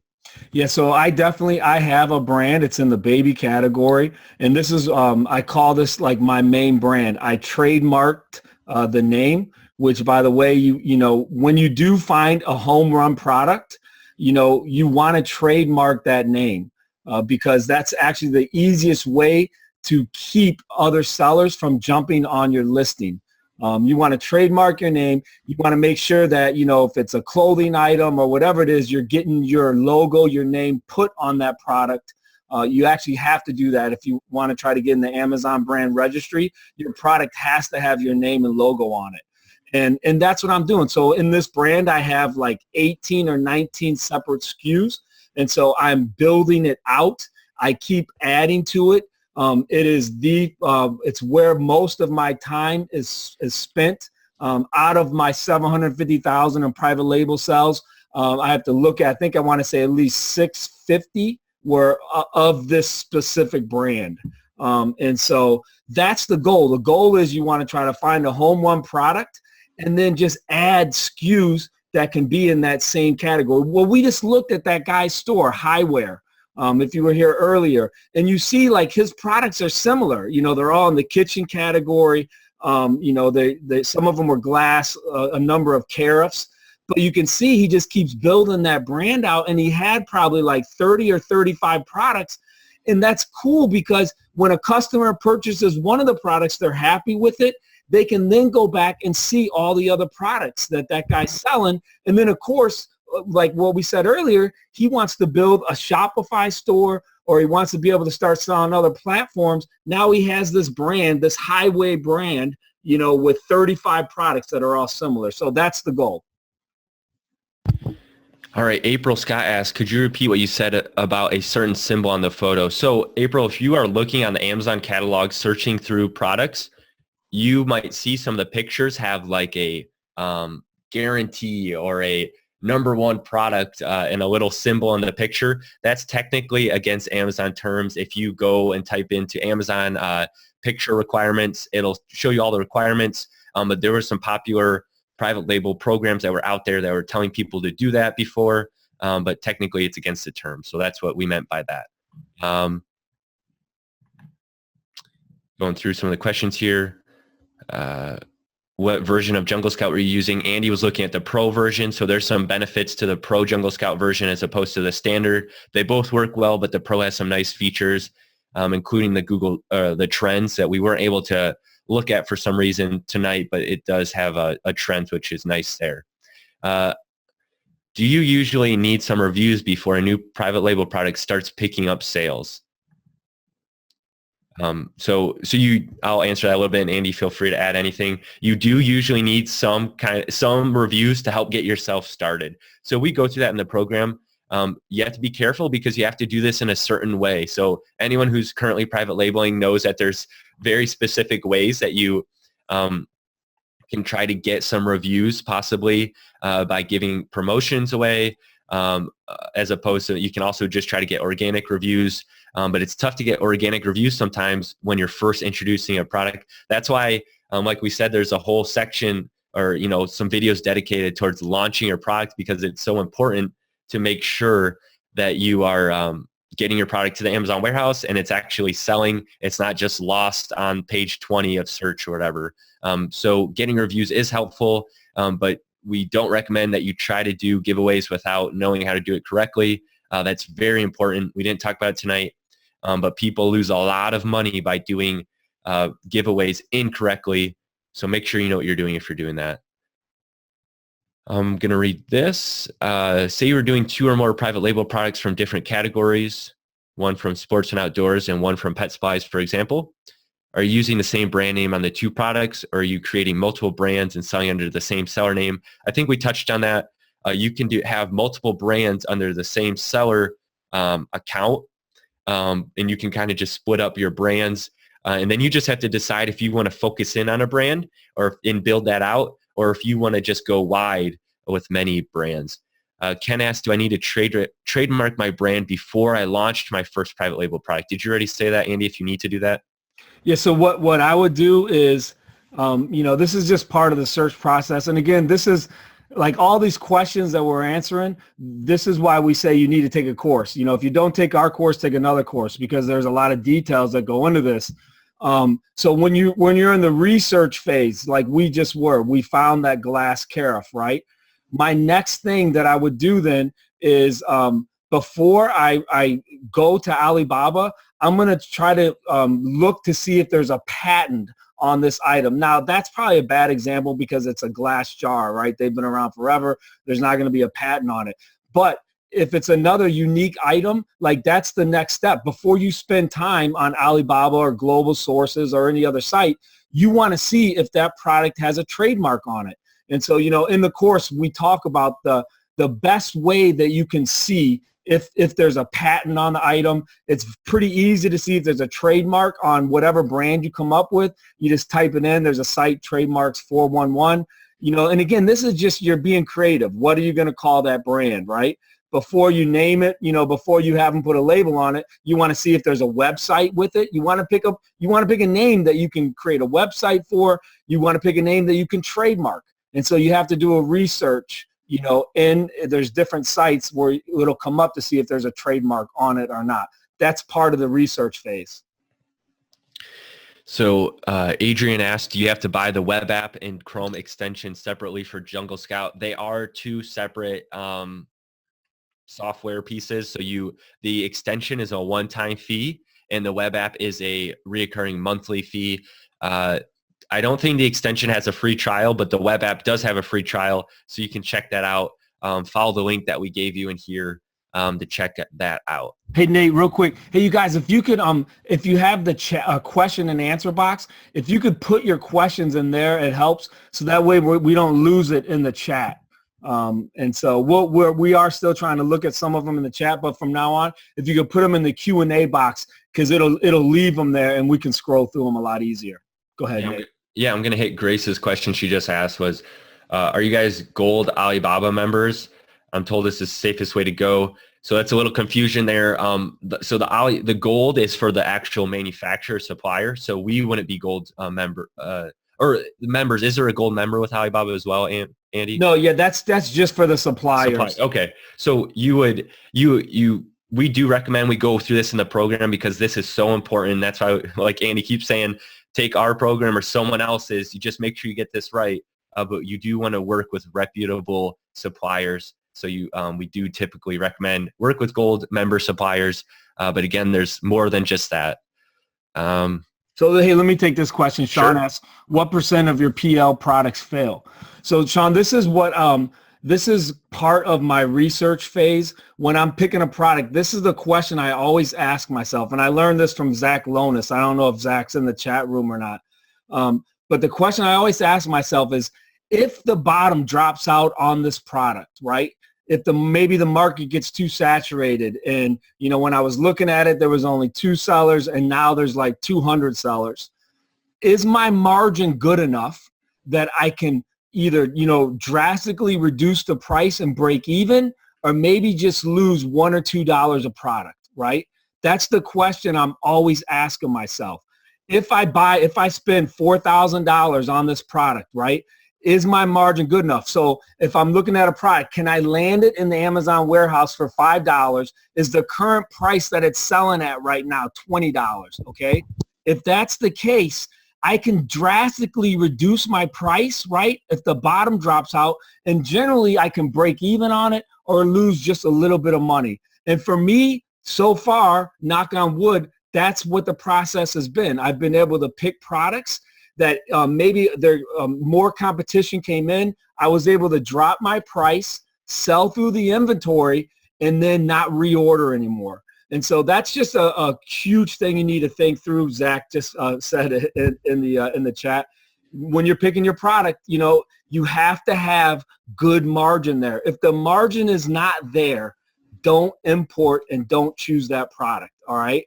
Because that's what you always want to have. If the bottom drops out, can I break even or just lose a couple dollars per unit? Hope that helps. So James asks, when shipping items from China, do you label, pack, and ship your own products into FBA, or do you ship directly into Amazon and have them do it?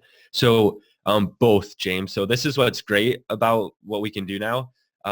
International people even are able to send products directly from a manufacturer or import into the US and go right to Amazon. So my last private label product, I had go directly from China directly to Amazon. I didn't even touch the final product. I had samples, of course, still, but I didn't touch the product. Now, Andy, many times, especially with lighter products, you still have them come to you, and sometimes you label them yourself and then send them to Amazon. That's correct, Andy? Yeah, and so a lot of my products now too, I'm having sent to a prep and pack company who sends them to Amazon. So that's another option. If you don't want to touch them yourself, you can send them to a third-party prep and ship company, which there's many of them all over the country now. So that's what's so great about this. Once you get the process down, and we usually recommend the first time if you're able to touch it. But once you get the process down, you can send it directly from your manufacturer to FBA. And what's so exciting about this is there's a lot of Chinese manufacturers who are actually themselves learning the process and able to do this for people. So it's some of them are getting pretty good at this. All right, so let me take the next question. Paul says, what have you seen that has been the product life cycle for your average product before Andy's find it, source it, and the competition gets too high, the price drives down where it's not worth your time? Yeah, that's a good question, Paul. It really depends on the category, depends on the product. What I've seen so far in the 2 years that I've been doing my products, my best seller is still my best seller 2 years later. And that may be because I think I had superior quality on this product from the very beginning. It's allowed me to kind of, I'm the king of this niche. And so for 2 years, it's been my best-selling product. Other products, I definitely have gotten more competition in 2 years, and my sales rate has definitely slowed down. my profit margin has remained the same. And so as my business has grown, I don't have the need to sell through my products fast like I used to have to generate capital. And so I'm okay with sitting on my price as long as it's going to sell through within 6 months, right? But so yes, some items that maybe I would sell 100 units in 2 months, it's taken 4 months now to sell that 100 units. However, I haven't lowered my price point, all right? And that's 2 years later. So a general rule of thumb, all right, is if you come in on a product that's not too saturated, and mine wasn't 2 years ago, I think you're probably looking at about a 2 to 3 year cycle, so the products I'm talking about, I probably have about a year left where I'll have to dump them and move on. And I will add something to that, Andy, though. What some people are able to do, though, and like we talked about, one of the benefits of private label is if you are able to take your product and, bring it to another marketplace or really build your brand in another way, maybe even outside Amazon, you have the potential to, really create brand awareness where you can extend that product life cycle to longer than that time period. So that's a little side note on that. Danielle asks, this is going back to when I was talking about, looking at products that have a bad review, you're looking at 3 stars or less. They asked, would you pull your product if you got those bad reviews? That's something that you would go back to Scott's webinar we did where you're talking about, account health. If you're getting too many bad reviews on our product, you might want to be checking on that. Obviously, this is a tough situation if you already have a lot of products in the Amazon warehouse. But if you get too many, Amazon might shut down your listing without getting that into too much detail. I wouldn't necessarily pull them all, but I would definitely be trying to address the issue and make sure that the next batch of products was fixed if able to. Okay, so Mike has a question. It just scrolled up there. Basically, Mike, I think your question was, if you bring a new product, how does Amazon, that's not on Amazon, how does Amazon assign it in search, right? And so, what we generally recommend is you use promo codes when you bring a product, to the market. And, if no one is selling that product, it just depends. If you build the listing right, and you have the keywords in there, if an Amazon customer is putting in that search bar those keywords and there's no product like it on Amazon, then it should bring your product up, right? Because that's how Amazon's algorithm is working. However, generally what we say is when you launch your product, when you bring it to Amazon Marketplace, you want to use promo codes. And there's variety of ways you can do that. But that generates sales, and then that is what kind of really kicks it in to move it to the first page. All right, so Mindy asked, do you like to create bundles to differentiate yourself from other private label sellers? So Andy touched on this. I believe you touched on this. One of the things Andy really feels is that, you need to do something to make your product stand out. So, sometimes you can get away with just, almost copying an exact listing or product that's on Amazon currently. But to really make yourself stand out, if you can have some kind of value add, if you can make the product either better or add, bundle it so that there's, more value for the customer, we're really finding that that's a way that you can break into a current niche or just make your product, really stand out and capture sales. So I think that, I think people are bundling and they are differentiating themselves. And I think those people are having success. So I think that it's smart if you can do that. We have another question, Andy. I'll let you answer this. Do you use a customs broker to help you source ship product from China? So this is something we go over in the program, but what do people, I know something people have a hard time with importing products from China. They think, how in the world am I going to deal with importing a product to the US when there's so much, taxes and customs and everything involved? Yeah. So I always say, if you want to make this a serious part of your business, right? And this is like early on, like I was all in. And so, and I understand it's great. You have questions and a lot of people are a little, they want to make the right decision. But once I saw, the product, once I saw the business model, I saw how well other sellers are doing. I was all in. And so I got a customs agent right away. And that's what I always recommend. If you're interested in importing, I say get a customs agent. It's going to cost you about $400. You get what's called a customs bond. All right. Then that customs agent handles everything for you. Now, they can handle air shipments as well as shipments by sea. But it basically, you sign a legal document, a power of attorney, and then they handle everything for you. Now, some sellers will have the manufacturer, and you can do this. The manufacturer will air ship. You don't need a customs agent. If you ship by Air Express, the manufacturer can do it. But I know sellers who have got their product stuck in customs for like a month, and then you're paying daily fees that are crazy high. And so, my thing always is, if you were going to import, whether you're doing it by sea or whether you're doing it by air, pay the $400, get a customs agent, and then they handle everything for you. My customs agent, all I do is I hand my manufacturer to them, and then they handle the entire process. It either shows up at my house or it shows up at the warehouse that I use to prep and pack. All right. So that's the easy answer, is spend $400, get a customs agent, and then it's easy as pie. They do everything. You don't have to do nothing. All right, and I'll No, address. I'm sorry. So they said $400 per shipment. That's a one-time fee. It's called a yearly customs bond that you get, and then that covers all your shipments. Now, there are still like custom agent fees that you're going to pay for each shipment, like probably around $100 to $150 for boat shipments, less for air shipments. But that $400 fee is just a one-time fee. All right, and I got a private in the chat here. Someone sent to the panelists. Is there an end date for the program, the Jumpstart program we have? So the program registration is open until next Sunday evening. That's February 28th. So it's going to close there. You can still send us a PM if you have questions about it. But that is going to be closing on February 28th for those who are interested in the program. All the details we went through here tonight and some of the questions we're going through here still. So let me answer a question. And Zach is actually in the chat room, and he knows a lot more about PPC than I do. So Zach, thanks so much for answering the questions there for folks.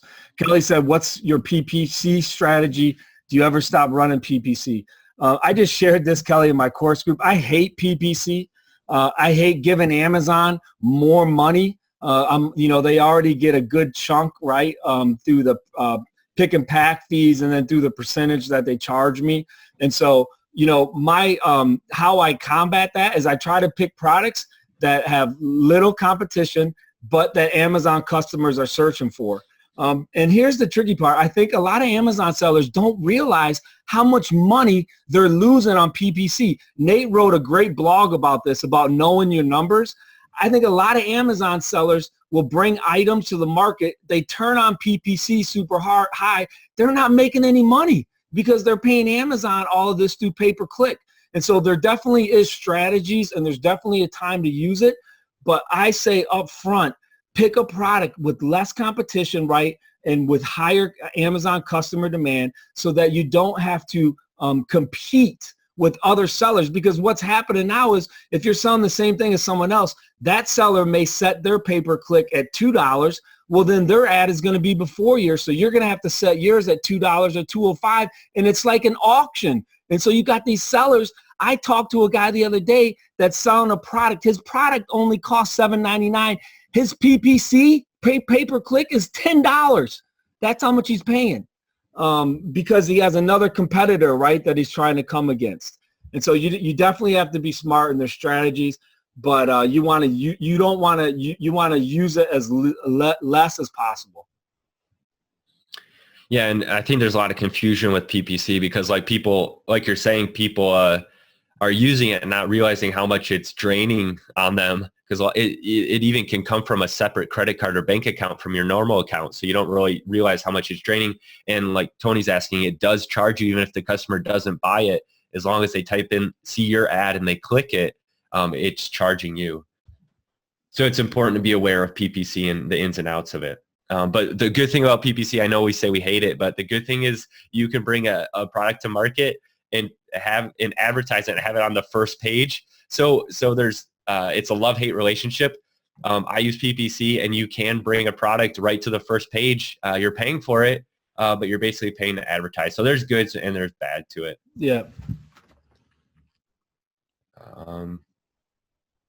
We have someone asking, what is the amount of money you need to start private labeling? If you want to answer that, Andy, real quickly. Yeah, so generally I say, if you're going to import from China, you want to have between $3,000 and $4,000. I have had members in my group that have done it for less than $500. And so, if you're good at research and if you're good at picking product, you can do products that are less. My latest product, I just landed 50 units in Amazon, and it was like $650 total. That's how much it cost me for these 50 units, which I consider kind of like a test buy. And so I'm landing 50 in. I'm going to see how they sell. There is one competitor. I'm going to see kind of how he reacts to it. So I was able to do that, and they were from Alibaba for $650. But in order to do it less, you have to be really good at product research, to find those products that cost less, basically, and you can ship by air. So we had some people asking about examples of further research after you select a product, and we touched on that. Basically, you always want to research for any possible patents. You're going to be doing research with, keywords and the bestseller rank, how well you think products are selling in your category, in your niche. And then basically just research with manufacturers, make sure you're doing some shopping around, making sure you're getting the lowest price possible. Hopefully that's answering the question there. So Nick says, how do you deal with high MOQ? Nick, that's a negotiation process. Again, we probably keep referring, we talk about this in the course, but it's important to know. So when you're negotiating, with that seller, you got to understand that supplier on Alibaba, they're getting thousands of emails, right? Probably every week. And they don't know real people from fake people. They don't know real players from fake players. And so they're going to stick at that MOQ. However, if you are persistent, right, and you begin to build a relationship with a sales rep, and by that I mean for like 2 weeks, you're PMing them, you're talking to them on Skype chat, you're letting them know that you're serious. It's a process. So it's going to take 2 weeks of you constantly engaging them, right, in relationship and saying, hey, I really want this product. However, my boss doesn't want to order 5,000. He only wants to order 1,000 for the first order. Or maybe, he only wants to order 500. Can you get us 500?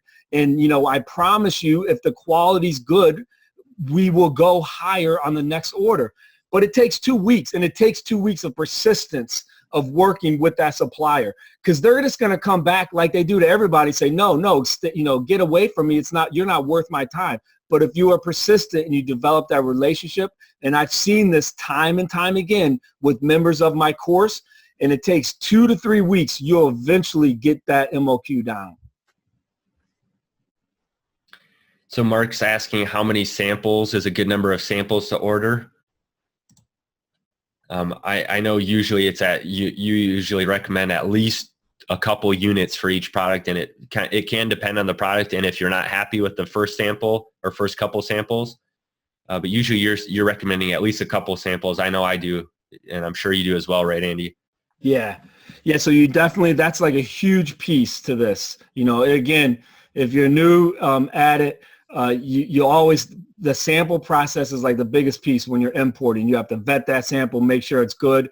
And if you're new and it's the first time working with a manufacturer, it may be worth paying a third-party inspection company. They charge about $300, where you'll give 30% up front, and then you have to pay 70% when the production is done. It's probably worth paying $300, especially if it's a bigger buy, to get that third-party inspection company to go in there and randomly pull that post-production to check if the quality is good, right? Because maybe in the sample they sent you was great, but maybe somewhere along the line when they started producing it, it's not ending up what that sample was. And so, if you're new at this, and it depends on your risk tolerance, just like a stockbroker is going to tell you, it may be worth getting a third-party company to go in there if it's a bigger buy to inspect the post-production. All right, Pavel asked, to create your brand, do you need to have a website? And if you have a website, do you want to drive traffic to Amazon to sell on your site? So you don't necessarily have to have a website to create a brand. To go through the brand registry, you do need to have some kind of website. I can't remember if Andy mentioned it, that he's used eBay even before in the past to show his product on another in the brand registry. So you don't necessarily need a complete separate website for your brand. A lot of people are finding that they like to do that anyways, kind of, capture a domain name possibly for your brand, or to gain some presence, and again, to separate yourself a little bit from Amazon. As far as driving traffic, there are rules with Amazon for traffic. You can drive traffic to Amazon, but you have to check out those rules too. There are some rules involved with how you advertise your products on an outside website. Elizabeth asked, what's a low number of competitors? That's a hard question to answer because it really depends on the category. And it depends on what the demand is. And so, again, what I do, just like with that glass carafe, I'll just type in the Amazon search bar, glass carafe, because that's generally what the Amazon customers are going to type in on the actual Amazon site. And then I'll see how many glass carafes there are, right? And I'll see kind of what the general ranking is. And so, as you get more experience and understanding, the ranks in different categories, that kind of gives you an idea if this is a market, that you can bring something in and do okay, if it's not too saturated. Now, like a clue is, like if you see a ton of private label products, like if there were a ton of glass carafes that had real spammy kind of product titles. A perfect example everyone uses, Scott Volker talks about the garlic presses. A lot of people talk about the barbecue gloves. If you type in silicone barbecue kitchen gloves on Amazon, you'll get like 200 listings.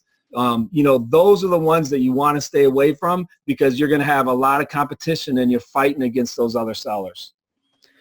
Okay, we had a couple related questions here, so I'm going to combine them into one. Hey, Nate, I got to use the bathroom real fast. I'll be right back. All right, sure. So I'll talk about this. We had a couple combined questions where people are asking about having a barcode printed directly on the packaging. And if you do that, do you still need an FNSKU label also on there? So I've had products that have had the UPC code printed directly on the product from the manufacturer. And then what you have to do from there is how you have your Amazon account set up.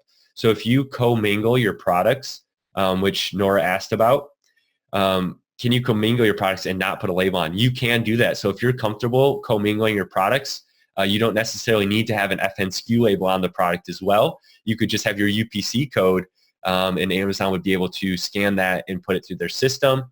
Now, if you didn't want to commingle your product, then you would need to have the FNSKU label on there, so that Amazon could put it in their system and show that you're not commingled. But one of the questions specifically was, is it okay to commingle? Again, that's kind of up to you. Some people say yes, some people say no.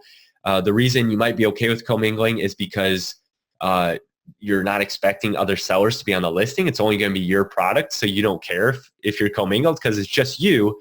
What some people will say against that is that if another seller does jump on your listing, it might be harder for you to prove that they're not selling your exact product, but just know that you can put your UPC code just on there. And like Zach said just in the chat, you can have the FNSKU label put directly on your product by the manufacturer instead of just the UPC code or both.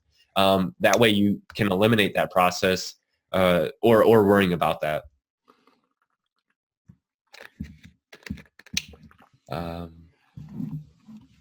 Grace asks, have you tried PL in the States or mainly Alibaba? Like Andy said, he imports everything from overseas, both China and India.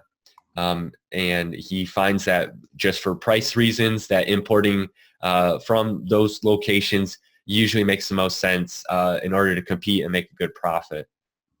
So Elizabeth asked, how does the course differ from my current course? This is more of a broad course. So we cover like online sourcing, we cover wholesale sourcing, and then we definitely go into private label as well. Private label is the biggest piece to it, but it's a course too that we think that newer sellers on Amazon are going to be able to go to this one place, and it's kind of gives a step-by-step on how to sell. So that's kind of how it differs. And we have a question. Tony's asking if he has a new product that he's bringing to the marketplace, how does Amazon decide what page it gets put on if no one else has that product? So no one's exactly sure how Amazon search algorithms and rankings go, but just know that if you first bring a product to the marketplace and when you first introduce it, it's not going to rank well. If there was absolutely no other products for that keyword, then you might be able to show up, right away when people type in your keyword. But if there's any kind of competition at all, you're likely going to be on a high number page on Amazon, which is a bad thing. You want to be on a low number. You want to be on page 1 and right at the top if you can be. And that's why it's so important to launch your product correctly into the Amazon marketplace. We go through those strategies in the program, how you can effectively launch your product in a way that builds brand awareness. Cindy asks, how can you tell if a product is already private label when checking listings on Amazon?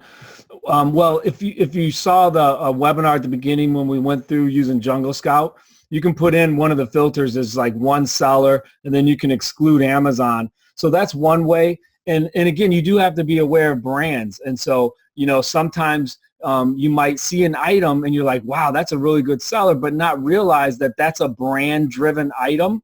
And so, people probably, if it's a brand-driven item, you may private label something that's similar, but they may not buy yours because they're brand loyal.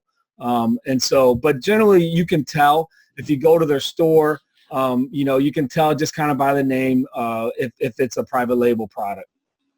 Peter asks, how do we get an FNSKU, ASIN, and UPC code for our private label products? So those first two, Peter, the FNSKU and the ASIN number, are going to be generated by Amazon when you create your listing.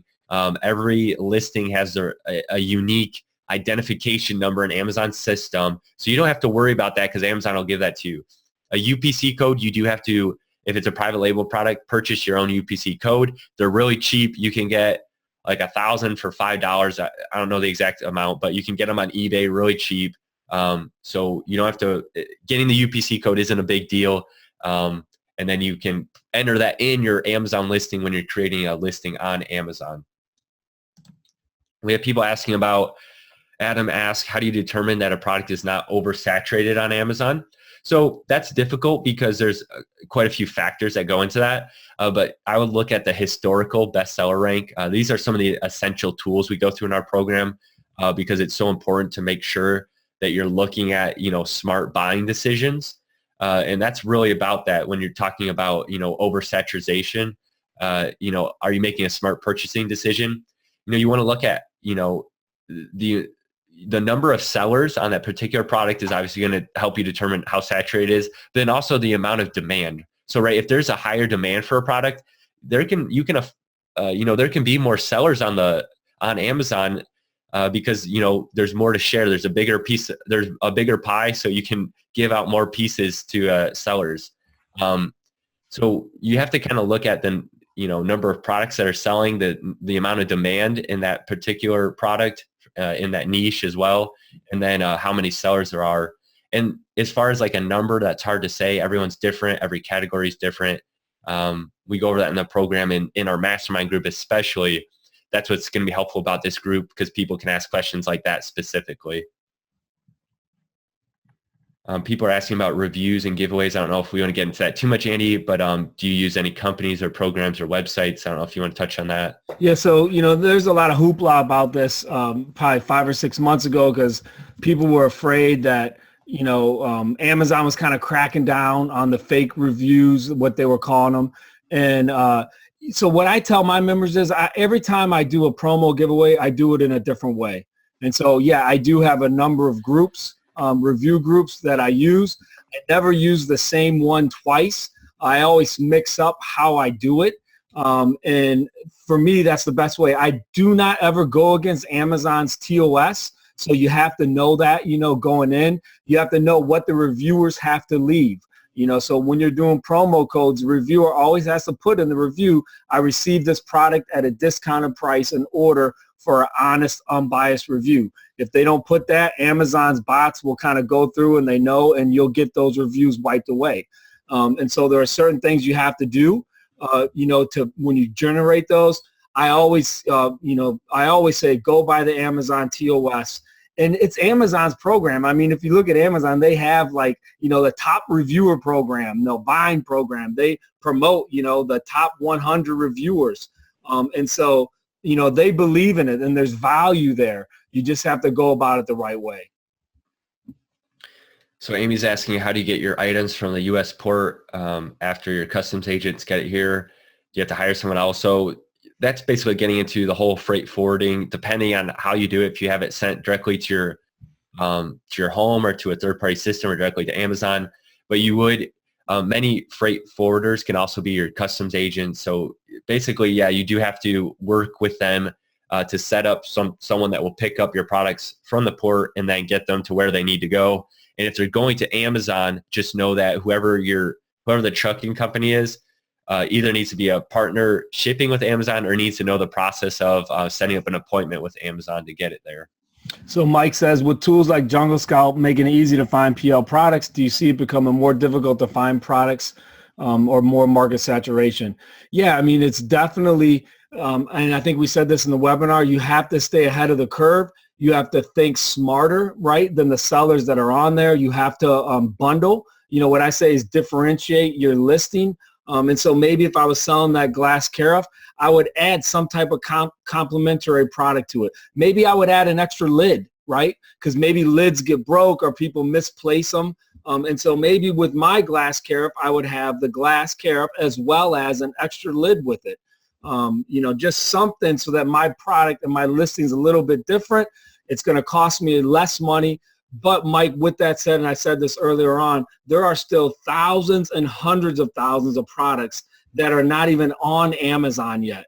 And so it's just on us, right, to be able to understand what the customer demand is and then to be able to bring those products to the marketplace.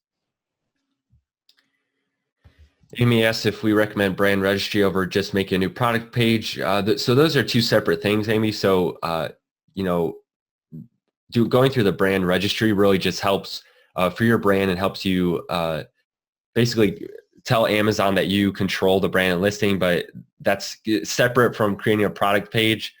So that's something we could go over a little more in the Slamans on Bros group or in the Jumpstart course as well.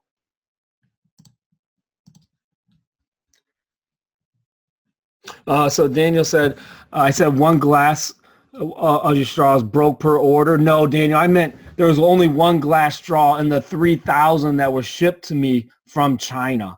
And so I had 3,000 glass straws shipped to me. Out of those 3,000, only one was broke, and that was coming all the way from China. So Joy has some questions about merchant words and just the minimum number of monthly searches. So if you're looking on merchant words and you're searching your keyword, would you want to see, for example, that there's at least 9,000 searches per month? What numbers should you expect to see to pique your interest? So basically, do you set a threshold or a minimum on merchant words to see if there's enough customer demand there?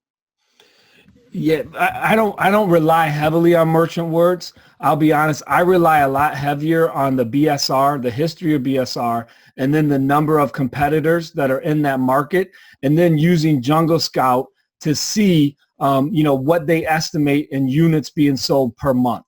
You know, when you add those up. Yeah, I think the tough part about that is it goes back to how, you know, what the demand, that helps you determine maybe what the demand is like, but then you have to go and compare it to the number of sellers that are selling that product. So if there's getting 9,000 hits and there's only one seller or one listing for that product, that might be great. But if there's 9,000, you know, if merchant words is coming back with 9,000 and there's 100 sellers, that's different. So it's kind of one of those things. It depends, even if you do set a minimum. So Annette says, do you have to be trademarked to do the process with Amazon brand registry? No, you do not, Annette. You do not need to be trademarked. You can just have a brand name and you can run that through there. Only thing you have to have is like a store. Like I said, I use my eBay store and it worked. And then the only other thing you have to go through the Amazon brand registry is you have to have a label on your product. And so it has to be a label, a logo, something with your product name that is adhered to your product.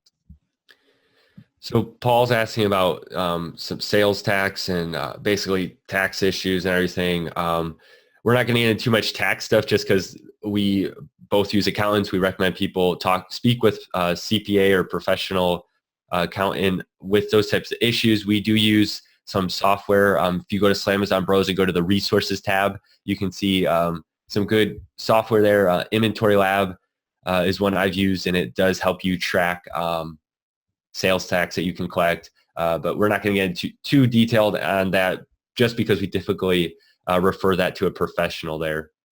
All right, so Kent says, when you PL your product, do you have the manufacturer do your box design? Do you have another company make them? Yeah, Kent, a lot of the manufacturers in China, they have in-house design teams, and they can help you design packaging. Even if they don't do it themselves, they usually work with another manufacturer that can help design the packaging on there. They're going to want you to kind of provide them the design, which is pretty easy to do, but then they can put that on the packaging. So Joy's asking, what if the product isn't currently being offered? So I think, she's asking, she has a product that she's interested in, but she can't look at any data because it's not currently offered on Amazon. People do have success with that. Correct me if I'm wrong, Andy, but usually we find that we like to look at the data, and we're looking for products that are currently, proven sellers on Amazon, basically. So that's what we're liking to look. That's what we like to look at.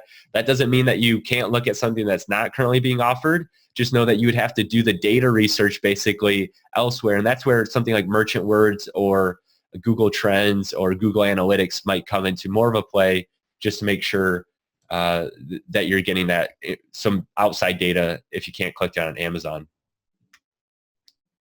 Shelly asks if I've ever had a UPC that doesn't work when you create a listing. I have never had that problem. So I've purchased UPC codes, like 1,000 of them or more than that even, and I've never had one that doesn't work.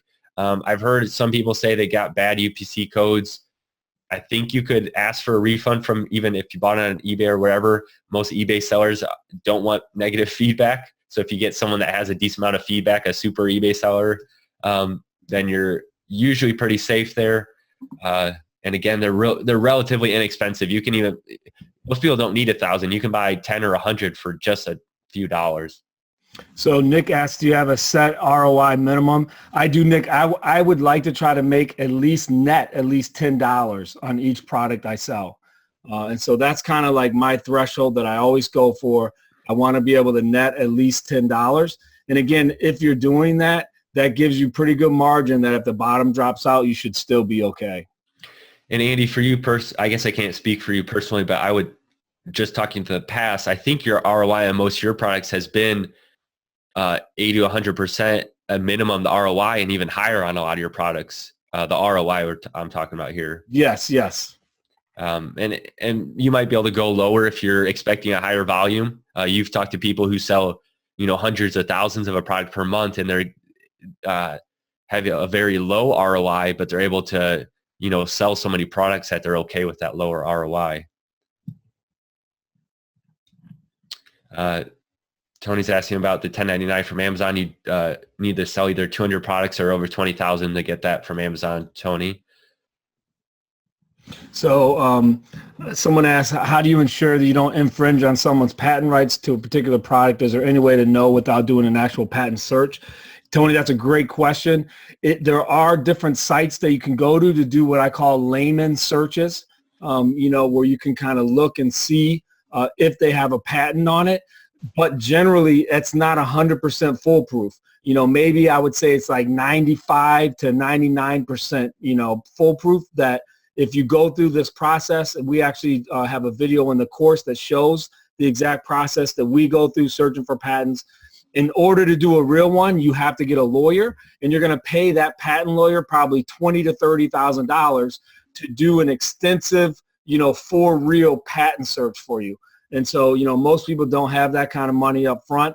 And so, we have ways that we recommend that you do that. You definitely want to make that part of your research process.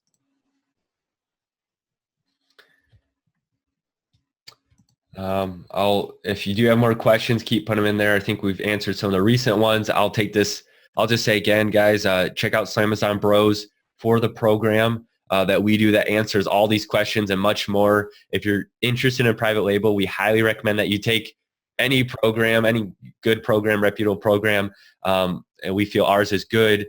And that does close on next Sunday, February 28th, for those that are interested in that. Paul just said that he had a buddy that paid $6,000 for a settlement in a product. So that's why you want to do the patent research, so you don't run into some of those issues. I think as far as the Q&A box goes, we've hit a lot of those. Any last minute questions here, if you guys want to put them into the Q&A box? Yeah, so Adrian, is the patent research covered in your class? It is. We have videos, 2 videos that go over how we search for patents. Anyone else has any other questions? Feel free to put them in that Q&A box or the chat. Still have, looks like about 105 people that are on, which is pretty cool. It's 11:20 at night. We're willing to answer any questions. Thanks, Joy. Thanks so much for the encouragement. And I will say, besides just the program, which we've hit on, which the course material that has the video sessions, the actual mastermind group or community group that we're going to have really is going to be good, because it's almost like doing a webinar like this every single day. We might not be face-to-face with you, but you can message us, you can ask questions in the group every single day, and it's going to be able to help you answer those tough questions that may not be exactly covered in the course, or if you have a situation that's really specific to you, then we can answer those as well. So that's why I think that mastermind group or community group, whatever you want to call it, is going to be really helpful for people as well as they're getting into it.